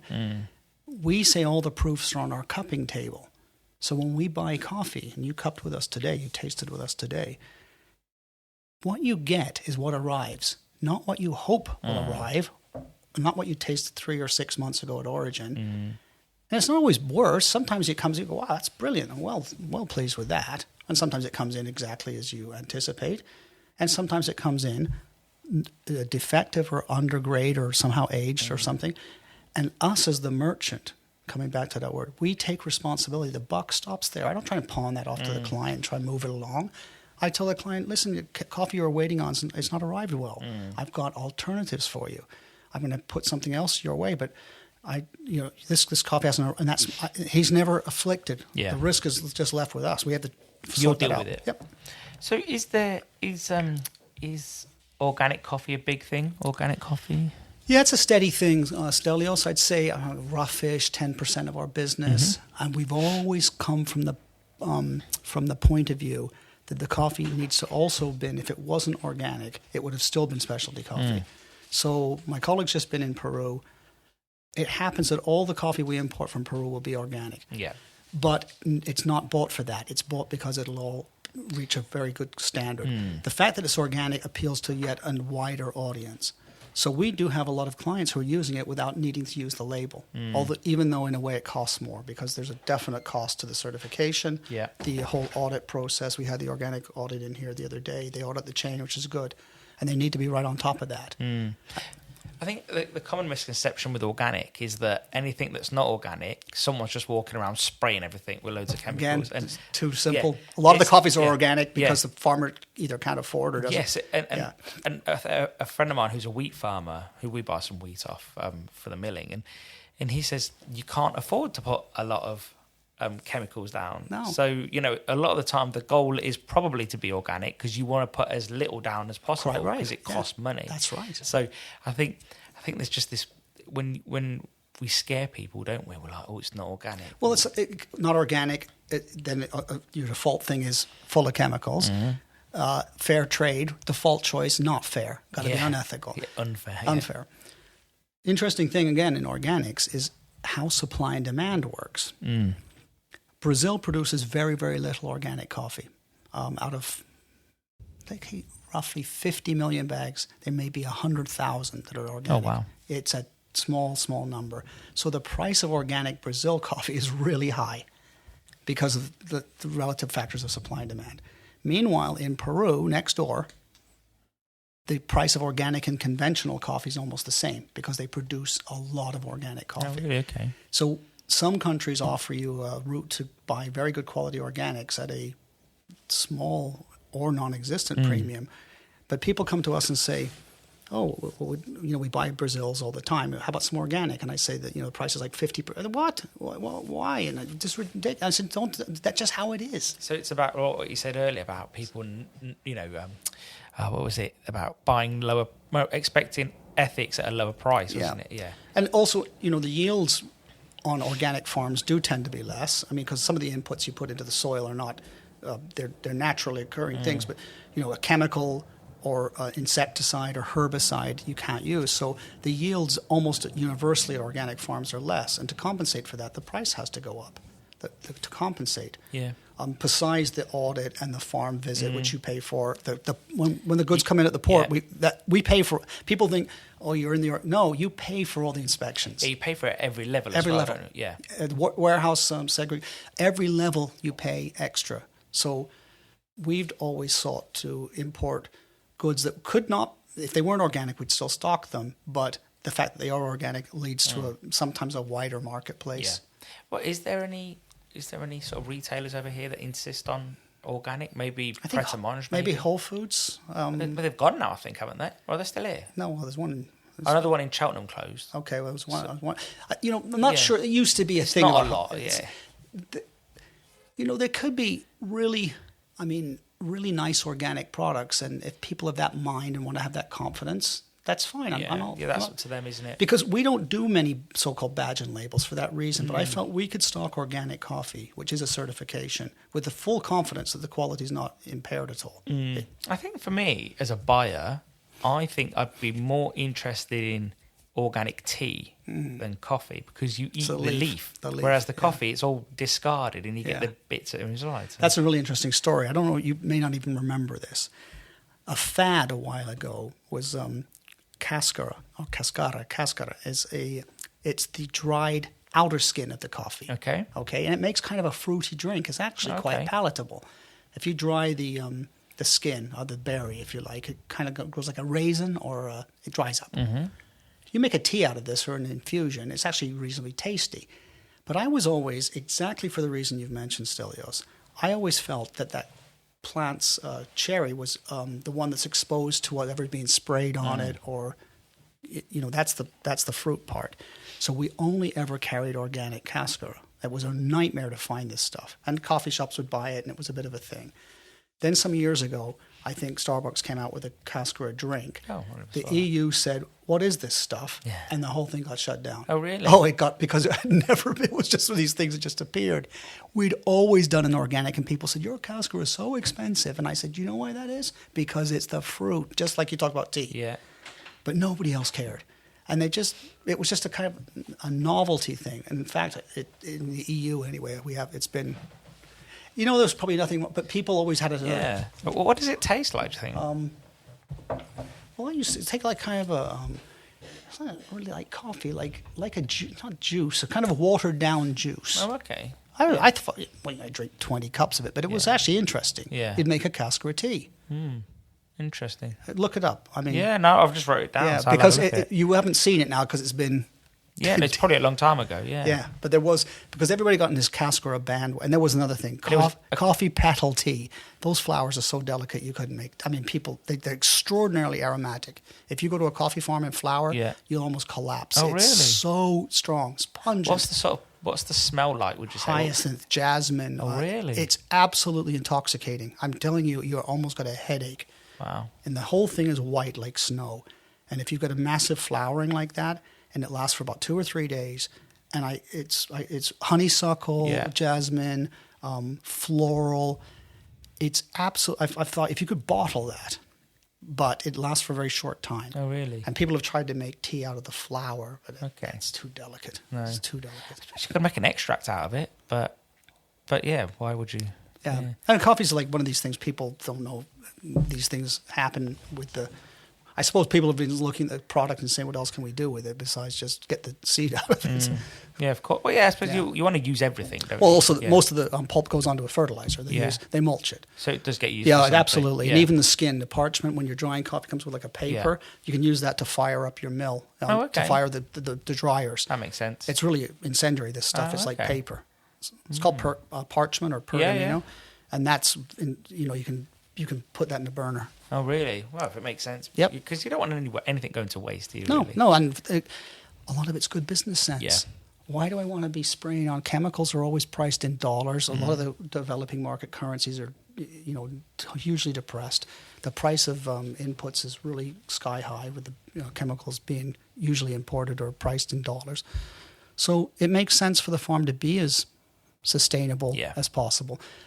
When you ask a farmer his production cost, though, and I know this because I have a coffee farm, that can vary hugely by no other factor than your yield. Because imagine you've got your fixed cost, you've got your labor, your patios, your machines, and everything else. If your crop is 100 bags or 50, think of the difference in your production cost. So this other simplistic way, what is the farmer's production cost? I'll always find a farmer to tell me his production cost is sky high because his crop was so small. That makes complete sense. And you're well sort of versed with that, what happens in South America, and we spoke about it earlier. But how do you see this whole thing going with like the Amazon fires in Brazil? Well, the fires always occurred, but of course now they appear to be and probably are worse. Are the fires worse because of government ineptitude and attitude? Probably to an extent, yes. Because even if the government doesn't have a particular policy, the discussion and the framework coming out from the government seems like, it's our resource, we'll do what we like with it. Or the people, the so-called pioneers, bandeirantes, the people who live at the frontier there, think, maybe nobody's going to come and enforce these laws. So there's a lot of slash and burn. I would say soybean, cattle ranching, and mining are the big abuses. The fires have always existed, like they are in California sometimes. Sometimes they're much worse than others. Fires have always existed. They're newsworthy now because people are really excited about climate change. A lot of burning going on in Indonesia, all pall of smoke over Singapore, and all these things. The question is, I do think they're probably worse. I think, some of the ministries in Brazil have tried to do the satellite image, and the president wants to deny it and all this kind of thing. The only question you might have is how much is natural and how much is by some sort of absurd policy not to care about this kind of thing. So it's sort of, because I don't really know the guy. I know he's very right wing and that's it. But I think that in some ways he does make a point in that. And I think I've said it to you earlier. Not that I agree with anything else that he says. The hypocrisy point. But the hypocrisy, which is, it's our resource. Yeah, it's our resource. Now you want us all to look after it for you. And although that's a fallacy in itself, because they say that the carbon capture that the Amazon does is purely for South America, essentially. It doesn't actually help out the rest of the planet. I personally think you're right. There's this hint of hypocrisy where the forests, you cut yours down ages ago. Definitely that. But things have moved on. A new view should be taken. But you are dictating to a country about its own resource as much as people are not happy with what's going on. And if we really want them to care about the Amazon, let's say, or make it, I don't know, something for the public good or a world resource, why don't we all contribute to it? Well, I think some organizations, I'm particularly personally a big WWF supporter, and they actually do. They try to. Funny enough, by coincidence, we're working on a program of coffee. It's not actually for us. It's for I told you this friend of mine who has the large capsule plant. Yeah. They've got a project in the Amazon. It's low. Amazon's low lying. But there is coffee grown in there, and it's grown in amongst the trees. The area I've seen is not deforested. But it's a bit of a job to get this stuff out, and it tends to be a low-grown Robusta, which we're not using, but somebody else might do. But this is actually a preservation project to see if coffee can be grown without cutting and it can be. It can be. So these things are difficult. Nobody wants to see those fires burning at all, and it's a very sensitive subject. I personally, I've flown over the Amazon a number of times, and it's just this vast green space, and then you see these huge clearings, and I don't know, it doesn't look. And I've seen the same thing in Southeast Asia. Just like you said, palm. There used to be a jungle. It's just palm oil. And I'm not saying what's the other thing. It might be bad, but it could be the argument about nuclear power, which is that clean energy? Well, not if it leaks. I'm watching Chernobyl I'm watching that series. Is unbelievable. I think a friend of mine who, like I mentioned to you earlier, who's quite sort of he knows his way around a palm field. Let's say he said the good thing with palm is that it's being replanted. So it has been cut down, but it's being replanted. But the good thing is that animal growth can still carry on underneath it. Right. So you can still rear animals because the trees are so tall. So whereas I guess the difference with let's say the Amazon. No one's planting new trees. No, it's not coming back. Funny enough, this is weird. In my farm in Brazil, it's a small farm. Half of it's actually what they call Mata Atlantica, a preserved forest from the ancient times. Now it's a piece, and there's another bit down there, and it's all a bit broken up. But there's probably a small wildcat in that area. There's definitely porcupine in it. There's toucans flying in there. There's monkeys in the trees. This 35-hectare piece of forest, even if I wasn't compelled by law to keep it, I would. Yes. It's an absolute treasure. I love it. It's dense. You go in, there's a tree, but somebody else can look at that tree and say that's worth tens of thousands. And who's checking? The satellite's checking. No one's ever going to say. No, the forest ranger, whereas whether it comes to wildlife or resource management, you're relying on people, and there's just too much temptation and too little control. Yeah, especially when people don't have a lot of money to get by anyway, because in South America, they live on a lot less than what we do in the UK and America. So. That's true, still is, but a lot of the people organizing this are not poor. A lot of the people, the guy up cutting the tree probably is not getting it, but the business behind who's influencing them, and how much, as well as in some cases the military or the government involved, or turning a blind eye. You don't know. Nobody wants to see kind of these bad management of resources. But I don't know how much would the Americans like it if somebody goes, well, California's on fire. What are you doing about it? No, it's true. Yeah. And how long have you had the farm in Brazil? Quite a few years now. Like maybe 10 years. And what were the challenges? I know it's a completely different question than what I had planned, but what were the challenges with having a business in Brazil? Like, is there anything you have to... Well, no, I've got friends who help, if you like, let's say, run it, but it's a family that lives there, so he kind of looks after it, a small house and whatnot. It's only 8 hectares of coffee, so that coffee is what I've given you here, the coffee, and one UK client buys all the coffee, has done for years. It's our friend in Stafford who buys it all. Okay. So he buys all the coffee. It taught me an awful lot about horticulture, agriculture, husbandry, And the dream of a lot of baristas or people, what a fantastic, it's got to be the best thing on earth, though. It's not a good business. It is absolutely not. There's always something, the crop's always not what you think. There's always something needs fixing. We had a little car at the farm, somebody stole it. You need to buy something. So that the P&L on the farm is not very good. And yet we get a very good price for the coffee, a very fair price, very, very fair price. But there's always something that comes around. And is the Brazilian government quite receptive to outsiders coming in and buying land or doing business?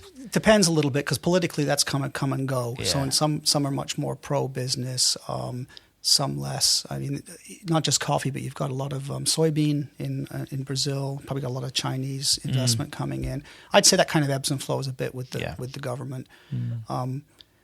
It's been fascinating. I would like to do a lot more with the farm, but in a sense for our school, I would love to be able to build, not bungalows, but chalets where people could go and spend time at a farm picking coffee if they wanted to, go in that forest. There's a little stream. Is there snakes? Yeah. I'm not going there. All right.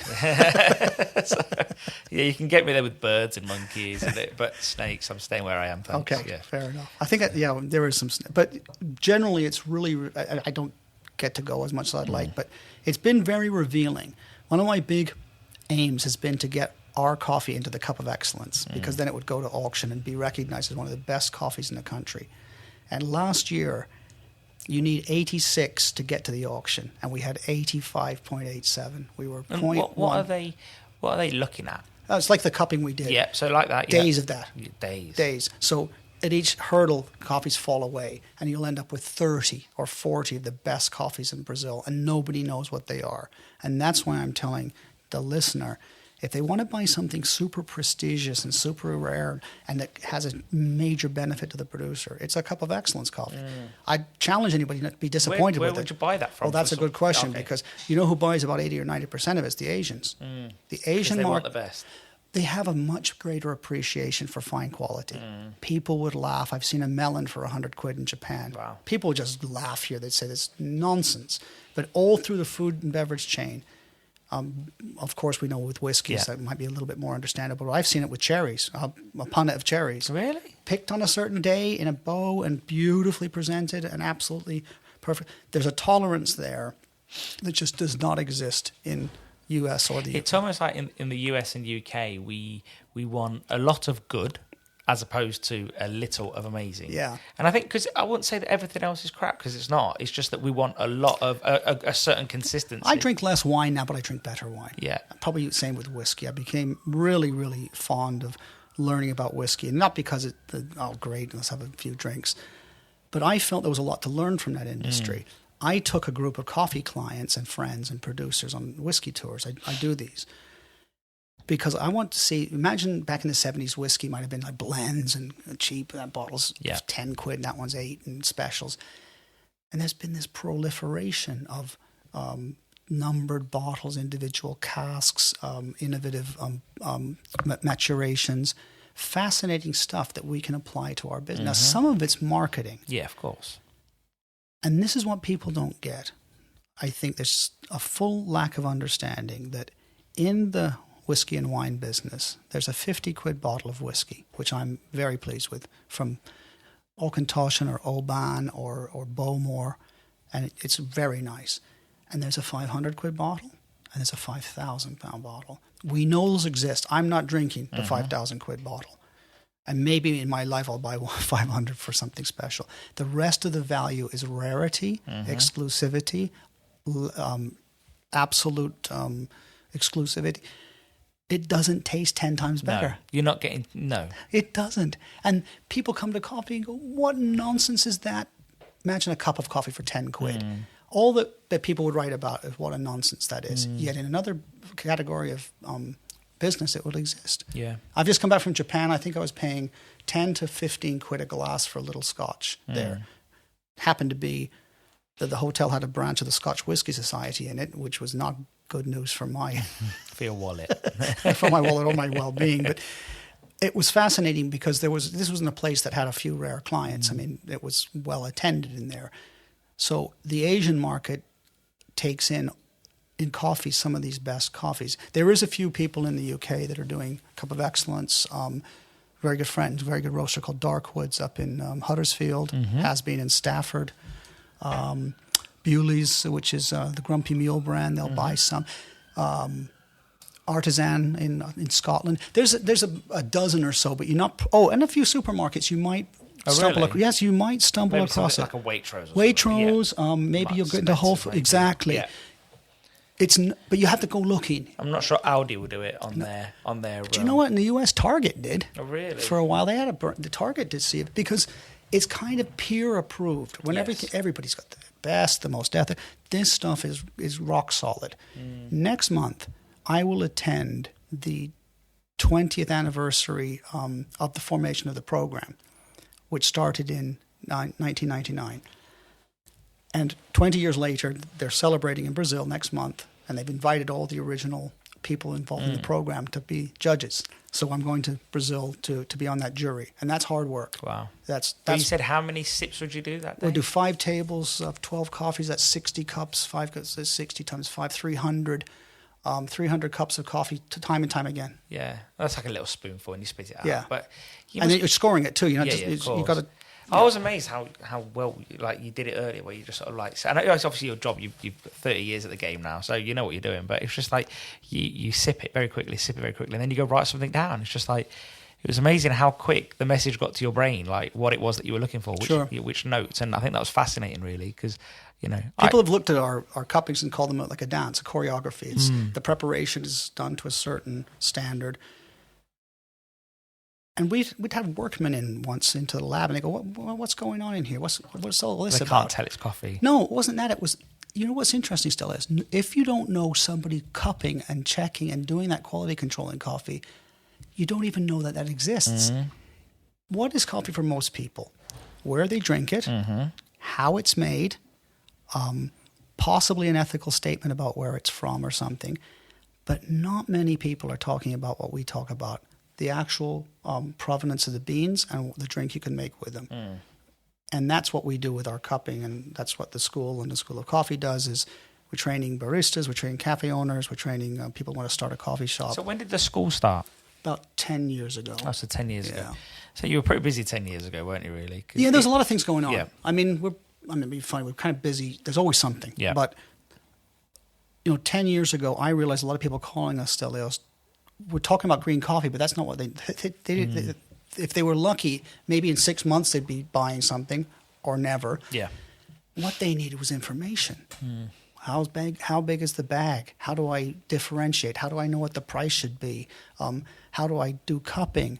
So I said, well, we can't be building this into the price of selling 3 bags of coffee. No, we're going to have a school. And at first, just like the coffee, people said, I'm not paying for that. The guy who sells me the machine gives me that advice. And I said, wait a second. The guy who sells you the espresso machine tells you how to work the espresso machine. Yeah. He doesn't tell you anything about coffee or how to judge it. No. So I thought we'll start the school, and it's been very popular. All kinds of people go through the school from trade to consumer. And as I say, now we've got a classification. There was a VRQ course that we were running. There's the Q grader, which is a big thing in the industry as a recognition. So coffee's matured in that respect. Yeah. And so you're not just showing people how to make coffee. You show people how to even run a business. Yeah, so the business. Run a business. Yeah. One of the courses, how to start a coffee shop, is partly coffee. Yeah. Know your stuff, and partly health and safety. Yeah. Contracts, rents, leases. Yeah. And just show them how to grind and also roast the coffee as well. Yeah, that's the roasting course. There's a company, an American coffee machinery maker called Diedrich Coffee. Yeah, heard of we them. share the space with them, so that's a little bit Diedrich's showroom and our school. It's just an agreement we have with them because we also use their machines for our roasting courses. They also do their own courses, and they show prospective buyers how the machines work. Yeah. So it's kind of symbiotic. It really works quite well. And there's lots of machinery companies. There's Probat. There's very upscale machines called Loring's, but this is an arrangement we have, and it works because we can use the larger machines than you see in the lab. We use them at the school so people can get hands-on.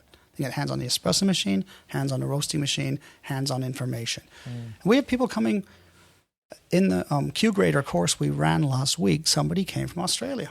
Wow. Somebody came up the road as well, but somebody came from Australia. Yeah. Somebody came from Korea. Yeah. This is a really international thing. Probably came from Korea, so he could learn how to grind his beans for his home. Could be. That's an unusual one. Yeah. So, what do you think the future holds for like specialty coffee farmers? I think those farms, we've been dealing with people for 20 years in some cases, and from last week in another one. We just bought coffee for the first time from Congo. That we bought recently. Never bought it from there. Is that a safe country now? Is that all right now? It's probably better. Anyway. Well, I don't know. I mean, coffee-wise, we moved to coffee. It goes down to Nairobi. It goes onto the ship in Mombasa. It's not an easy move. I mean, Rwanda could be said to the same. Logistically, challenging. You guys do some serious, yes. Yeah. Logistically, we are.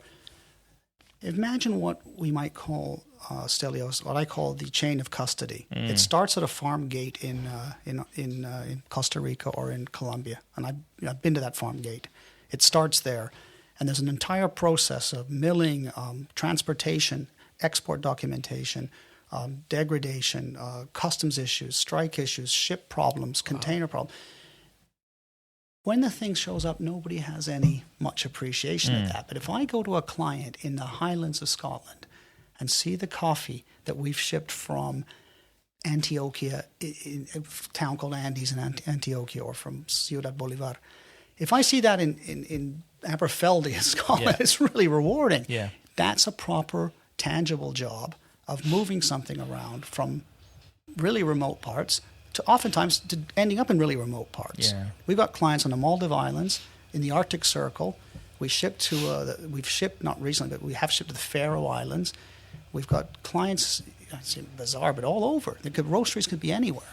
And I get pretty stressed over here when one of my batter deliveries, the guy's not there to pick it up, or he's not picked up the phone at the warehouse. Oh, no. So we have all that. The truck doesn't fit down the road. The forklift's broken. We've had to unload by hand. The pallet's snapped.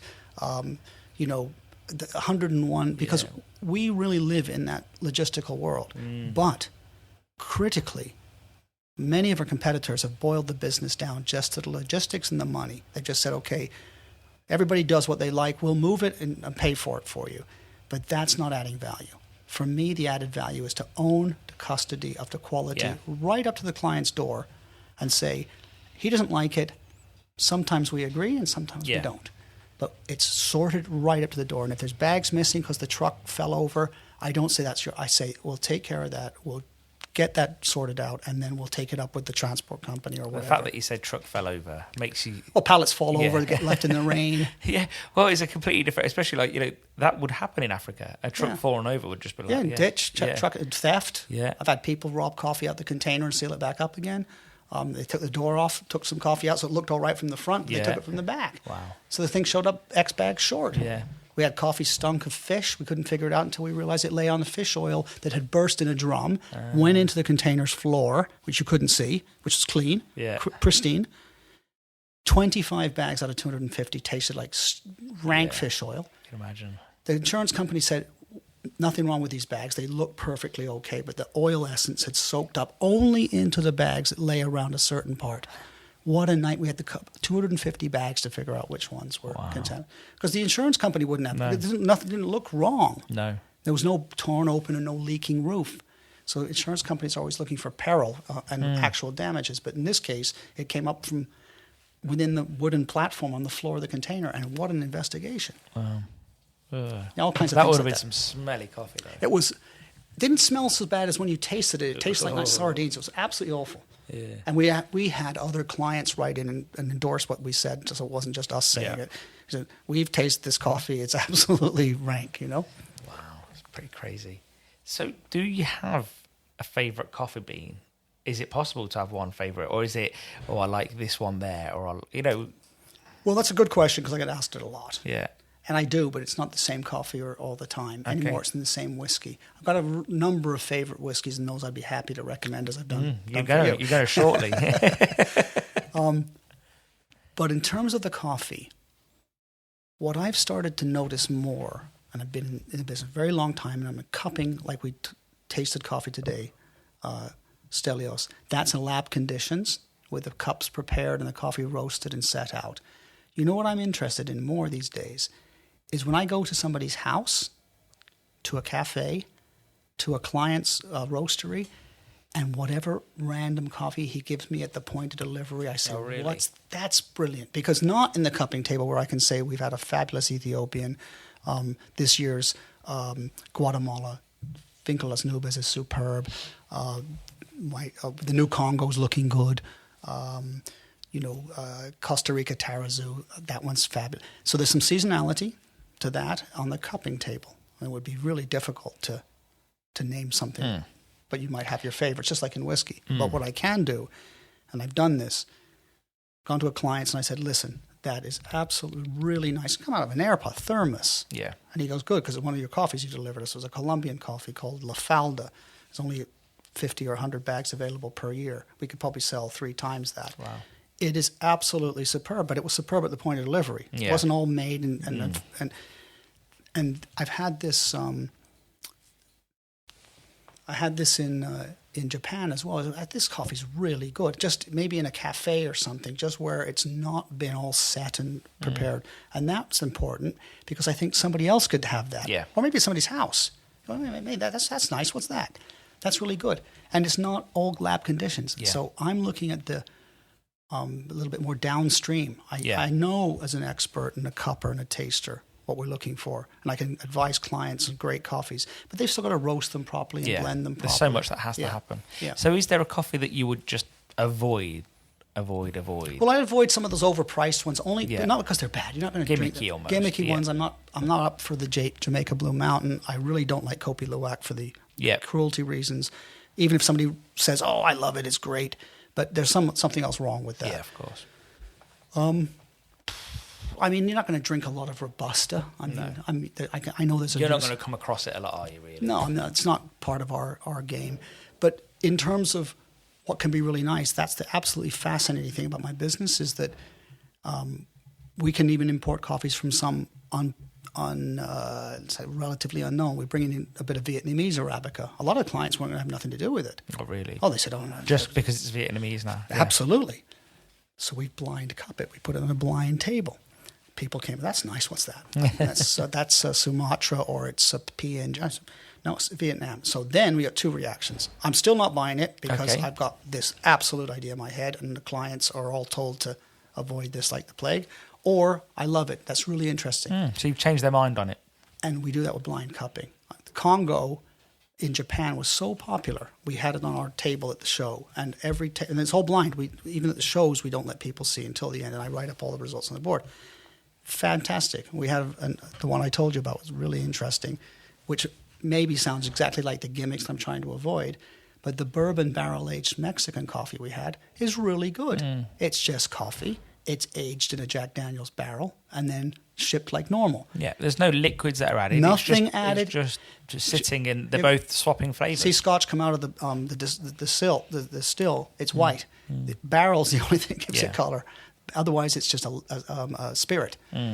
So there is things that can be done in the coffee business, either varietals or processes, which are actually genuinely interesting. And there's what I might call gimmicks. Some random island growing coffee. If the coffee's good, I'm up for it, but not just because it's a random island growing the coffee, not because an animal either ate it or picked it. There's monkey picked and all sorts of things. And the media tends to fix on those. Yeah. Instead of getting into the story. I've never heard a media ever talk about Cup of Excellence. No. It's 20 years been going. There's one cafe chain in Norway that buys more Cup of Excellence coffee for about 15 or 20 cafes in the entire United States. Wow. Because they have a dialogue with their clients. It's not the only thing they do. And they told me something very interesting. I said, how did you ever get people to buy it in the first place? Because it's expensive and it comes from the same countries as the rest. They said, we made the drink the same price, the beverage. Okay. So you could go in and buy their house drink at whatever Norwegian crown or the Cup of Excellence. So the drink, they were probably not say losing money, but they were probably not making. Oh, at the end they were probably. But then they sold the packet on the back of the drink. Okay, you so see, it made sense. They would never get somebody to say, "Oh, this drink is 4 times as expensive as that cup." So they made that equalized price in 30 crowns or whatever it was. But then, we love that. It's the cup of that. Then now it's expensive. Oh, great. That's really, very, very clever. It's clever, isn't it? And yet that one chain buys more Cup of Excellence coffee than the entire United States. Wow, that's pretty extreme, isn't it? Massive. Because the only non-Asian company I can possibly think of that had that dialogue. So people... It's amazing that the Nordics love coffee so much. What do you put it down to, do you think? Is it the weather, do you think? Yeah, that wouldn't explain why they like nice coffee, though, would it? No, I've done this, and here's something amongst all the controversies that we've talked about, perhaps. Imagine the old business school adage that the customer's always right. That's one of the first things that you're going to learn. But imagine if you try and suggest that's not correct. I say the customer in many cases is accustomed to something. So what the Nordic countries do is import better quality beans. I believe that translates into much, much higher per capita consumption. Also by the method of them making a lot of filter coffee, they tend to use more coffee. But I draw a parallel between quality of coffee imported and per capita consumption. Yeah. But you want to tell a Greek fellow that the coffee that he's drinking is really not very good? He gets very excited. Can I introduce you to my father-in-law? Yeah. And says, I've been drinking this for so long. Beginning of time. Don't tell me what I like and what I don't like. And then I showed the per capita consumption in Greece is a quarter of Finland's. So and you'd think that if you told me that, and I knew that, but that not about Finland, but I knew that about Greece, not actually being that big a coffee drinker. But I think we all imagine that it is a big coffee drinking area because we think of everyone sipping on the Greek style coffee. Yeah, but it's not. They probably have one in the morning. It's like an inch and off they go. Well, I was in Turkey just recently, and I saw the fellas all sat around with the Turkish wheat.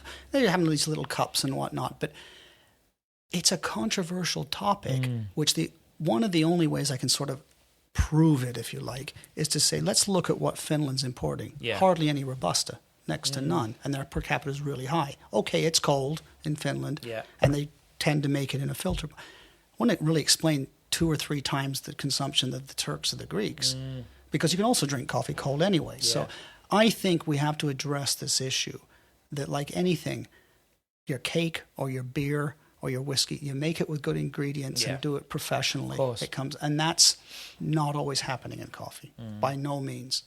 It's not even, you can't even do it by origins. They say, I love Colombian coffee. Yeah. There's 15 million bags grown in 20 departments from the Pacific to the Caribbean. To say I like Colombian coffee is like saying I like red wine. I mean, it's too vague. Yeah. And that's where it comes back to my favorite coffees are not from countries, they're from farms. Yeah, makes sense. So I think people have probably figured out that you're passionate about whiskey by now. Yeah. So what whiskies would you recommend that people buy? So one for an everyday one and one as a treat. Yeah, that's a really, I mean, for what happened at doing so many whiskey tours is you also get, just like people might get, imagine if they went to a coffee farm and then everything else seemed equal. They'd buy the coffee of the farm they'd been at. There'd be imagery, there'd be a memory of the farm and the weather and all the rest of it. So partly I'm, how would you say, influenced. For instance, Bowmore on Isla is a beautiful distillery. They also have some very nice whiskies. They're, excuse me, most of them are peated, which is more of an occasion for me. Lafroig and Lagavulin and Ardbeg, the heavily peated whiskies, I don't mind, but I'm not going to... Is that like TCP? Iodine, yeah, exactly. Then I learned something interesting. On a recent trip, we went to Highland Park, which is on Orkney in Kirkwall. And they said, this whiskey's peated. And I said, I don't say, no, it's not, because I'm at the distillery. But I said, well, this doesn't taste like a peated whiskey. And they said, no, because the peat's different. All right. The peat on Isla is wood and trees that have decomposed. Okay. And the peat on Orkney is heather.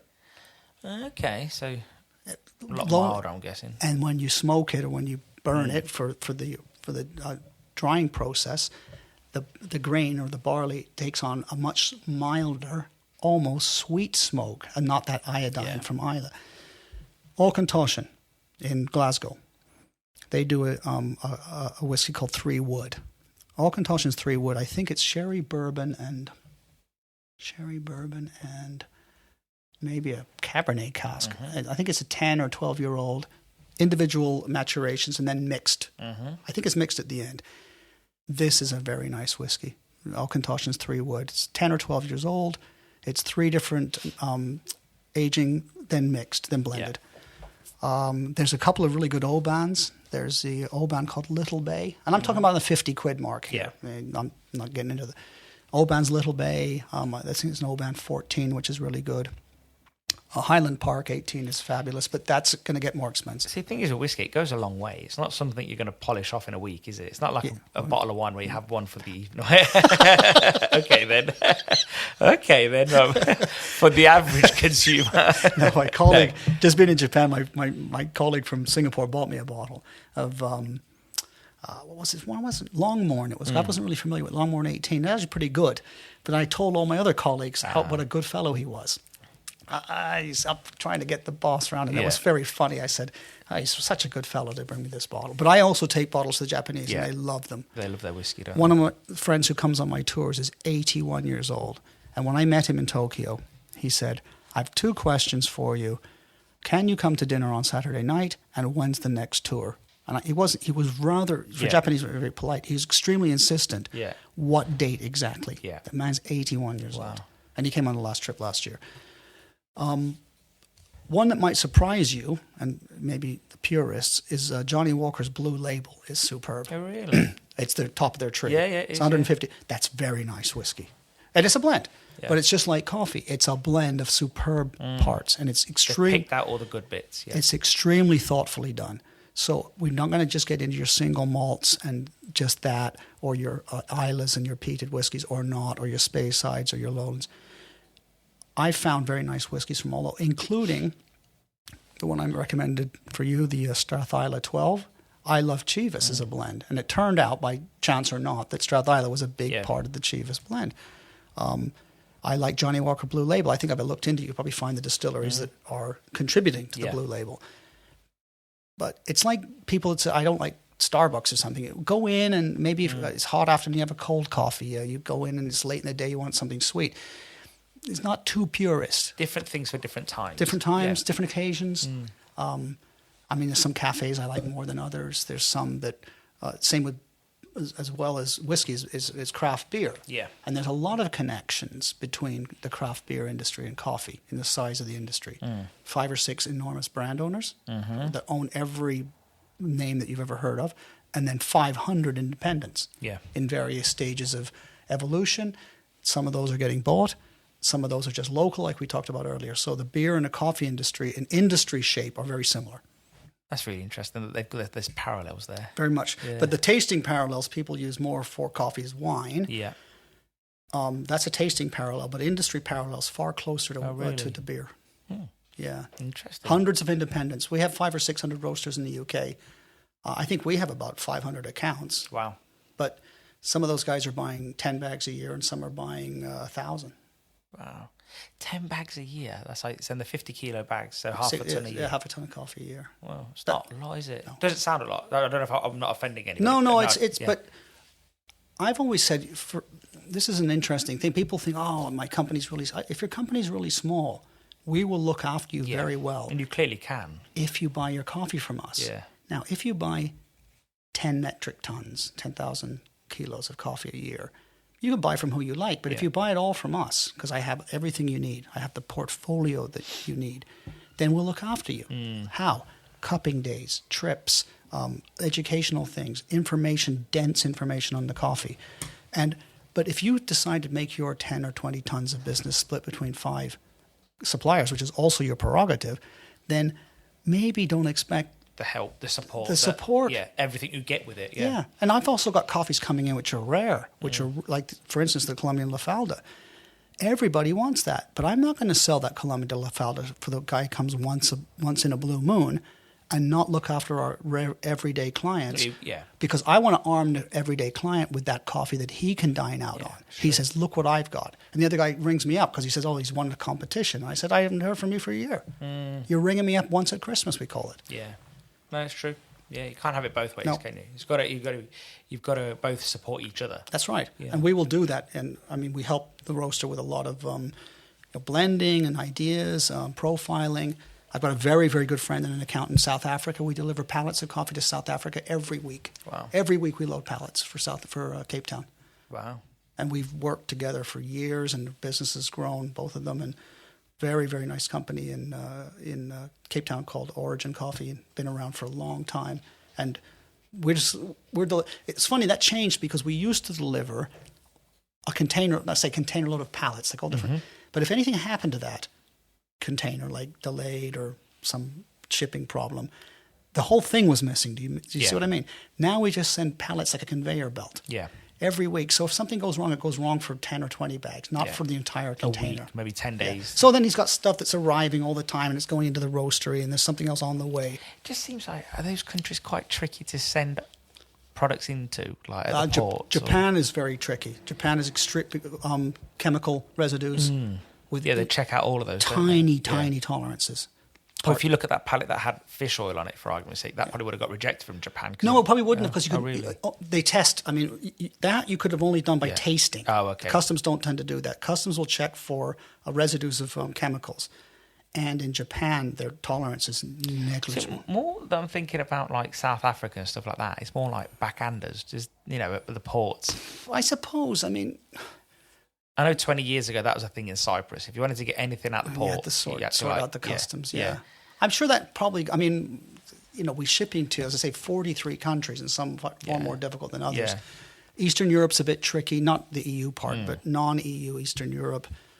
A lot of regulations, lots of paperwork, and probably a bit of backhanders, bit of this and that. Turkey, we've got like a guy who's like a bit of an agent for us in Turkey, but with the low market now, to sell premium products in Turkey and their currency all devalued, the lira, it's a nightmare, because now your gap between the commodity price and the Turkish lira price for anything decent is horrendous. Yeah. So you have to overcome so many challenges. I wonder if in Turkey they actually grind the coffee, like actually mill it and actually do Turkish coffee with it, or actually I wonder if it's just going into like Italian style coffees. No, I think they import the Turks and to a certain extent Greek market. It's a type of Brazil coffee, which actually is funny enough. It's like that iodine whiskey. Okay. It's got it's a default. It's a defect. Oh, okay. It's called Rio. It's a tastes not so iodine-y as Scotch, but it has this distinct iodine taste. Oh, really? The history is probably because it's cheap that they imported it. Probably from that. But then over centuries or years, the taste was adapted. Another story of that nature is monsooned Malabar Indian. Monsooned Malabar is a coffee that's grown in India and then left at the coast in Kerala or Kerala state or down at the coast in a monsooning shed. This coffee becomes white. It sort of, blows up. The bean expands and is actually, damaged, but it's affected by humidity and moisture, and then it's dried out. So you've got this monsooned Malabar. Why on earth is that a taste? Because years ago, that's what it used to taste like when it arrived in a sailing ship. So they just got used to it. The taste is from like 200 years ago, and there's still a market, and a very reasonable one, for this. It's really a coffee that if you shipped it in a wooden ship and it took forever, it would show up like that. Yeah, of course. So now it has to be done. But it's really weird, and that comes back to what you're used to. Yeah, no, of course. Yeah, and again, there's nothing wrong with that. It's just that's what you. It's as I say. Most of the times, I call it the curse of a customization. It's rarely used in a positive sense. So, who has been an inspiration to you in business? Would you say? That's a good one. I always have a lot of time for my old boss in the commodity business. My old boss, excuse me, when I worked at the bank, was a pretty hard driver, but he gave me an opportunity and a chance. And, not a lot of people would have backed kind of a kid from nowhere. Yeah. I mean, at Goldman, I was going up against people who were, Harvard and Yale graduates and all sorts. So it was hard. It was a really hard road, but I learned a hell of a lot. So this fellow, Kevin Ryan, was a very big inspiration for me when I was younger in the business, and gave me a chance. And he really did. He was very good to give me that opportunity. I don't know, inspirations. There's some of the people who have been involved in the Cup of Excellence program. There's a fellow called George Howell who developed the cupping form. This cupping form is not, it doesn't sort of roll off, it doesn't look good, but it really ends up with a result that when you're scoring, like if you score wine, and to be able to do that 20 or 25 years ago to come up with a sort of an analysis, you have to respect that. This gentleman I mentioned, the Japanese fellow, Mr. Hayashi, who loves the Scotch, always a real guru of the business. He's held in enormous high esteem and very quality driven, and has a great advisory role amongst his Japanese clients. So, people like that it's been far more difficult to be out ahead of things, because people just said when we started, "What are you talking about? Yeah. There's no reason to pay any. What are you talking about?" We had that. Yeah. When we bought the first Cup of Excellence coffee, which was probably in the year 2000, people rang us up and mocked us because it was public. So it was an internet thing. Oh, wow.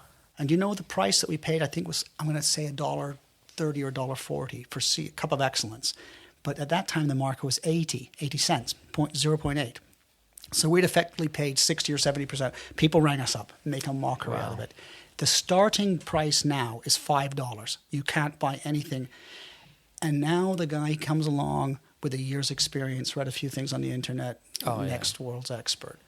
Yet I've lived this thing since it didn't exist. Yeah. Since there's a lot of that in every industry, I think. I'm sure. Yeah, no, I think you hear it from restaurants, hotels, someone's got a keyboard and now they're a reviewer. Yeah. So, and a question I'd like to end it on is, what book have you read that you recommend? Oh, that's a good one. It's funny because I only remember the last one I just read, which I really enjoyed, and I've just lent it to my my colleague. Give me 1 second. I know what it is. Is it the one I saw on a computer, next to a computer desk? What? Sapiens. Oh no, that was the other one he's reading. I'm going to tell you the one I just read it, and it's only because I just read it, and I really enjoyed it. Yeah. I took a picture of it. Give me a second. It's fresh on your mind. Fresh on my mind. Otherwise, there's other fabulous books, or Game of Thrones or something. But let me see this book because it was really good. It's called Narco Wars. Narco Wars. And it's Tom Chandler, the gripping story of how British agents infiltrated the Colombian drug cartel. Oh, wow. And this guy, it was allowed to be released because a lot of the stuff in it now is no longer relevant. But he worked in Colombia in the 90s. I didn't realise there was a lot of British people British police involved. They recruited people inside the cartels. Oh, wow. Super dangerous work. And I know a lot of these places. Cartagena, Medellin. Yeah. And he was, it's called a DLO, a drugs liaison officer. True story, fantastic read. Wow. And it's true, all true. And have you ever watched Narcos on Netflix? Of course, yeah. So guys in Colombia hate that. I guess they do, yeah. I find it interesting because it probably followed a path. But I've got a lot of friends in Medellin. And most of them have had somebody killed or injured in their family from the drug wars, either in a crossfire or maybe being up to some side or another. Secondly, kind of glorification of it. It's like hooliganism in Britain. Back in the day, I love football. You're forever. I saw on the television there was a riot at the match. How can you go? It's so dangerous. Back in the 80s. You're forever excusing that, and I think the poor people in Medellin are probably pretty tired. You just can't get away from it. At the same time, this is a good book. At the same time, it shines a light on what they went through. Yeah, because you can't shove those things under a carpet. No. But I bet every now and then a farmer finds a big wad of cash under his. Well, there's definitely stories about things being hidden in walls and just so much money they didn't know what to do with it. I love those films like there's one now with. What is that one? There was an American Made, I think it's called, isn't it? What's the guy from Top Gun? What's his name? Tom Cruise. All right. It's a true story run for the CIA. He's the guy that flies, He's true. And he plays both sides constantly, doesn't it? Yeah. He's running guns for somebody, he's running drugs for somebody else, and he's on the payroll of the CIA. But these are all true stories. We can't brush them under the carpet, can we? Well, they're based on true stories anyway. Yeah. There's, that kind of thing. I enjoy those unbelievable true stories, really. Yeah, well, no, it's pretty unbelievable that some really poor kid from Medellin could turn out to be. His story was guy was doing running a few cigarettes through the border with Peru. The old TV. Yeah, next thing, a guy's got more money than he can actually spend. Yeah, it's crazy. And I remember reading a story that the Americans were really annoyed about the fact that it was really messing with their economy because all the dollars, the printed dollars, were leaving America. The money was actually disappearing. So it was actually causing them a lot of problem with printing and then also putting gold against it and so on. So like from an economical point of view, that was pretty interesting. Yeah, no, those kind of stories. I'm an avid military history buff as well, and I really study a lot of. And there's just some interesting things because in those times, people were put under pressures that we have no idea about today. My grandparents, my grandmother was alive during the war, and you imagine people rationing things now or having a ration coupon? You're kidding me? I think people say how hard life is today. Yeah, and I think they said that even the poorest people in the UK and America, and essentially the West, they're still in the 1% richest of the world. Yeah. Right. So we've got nothing it's to worry all relative about. speaking, isn't it? Yeah. If you don't have 3 phones or something. And I'm trying to put that back to my grandmother, bringing up my mom and 2 other children during the war, with literally bombs falling. My father was evacuated when he was 6 years old on a train. No, it wouldn't have been 6. He was born in 1934. Dad would have been... Yes, he would have been 6 years old.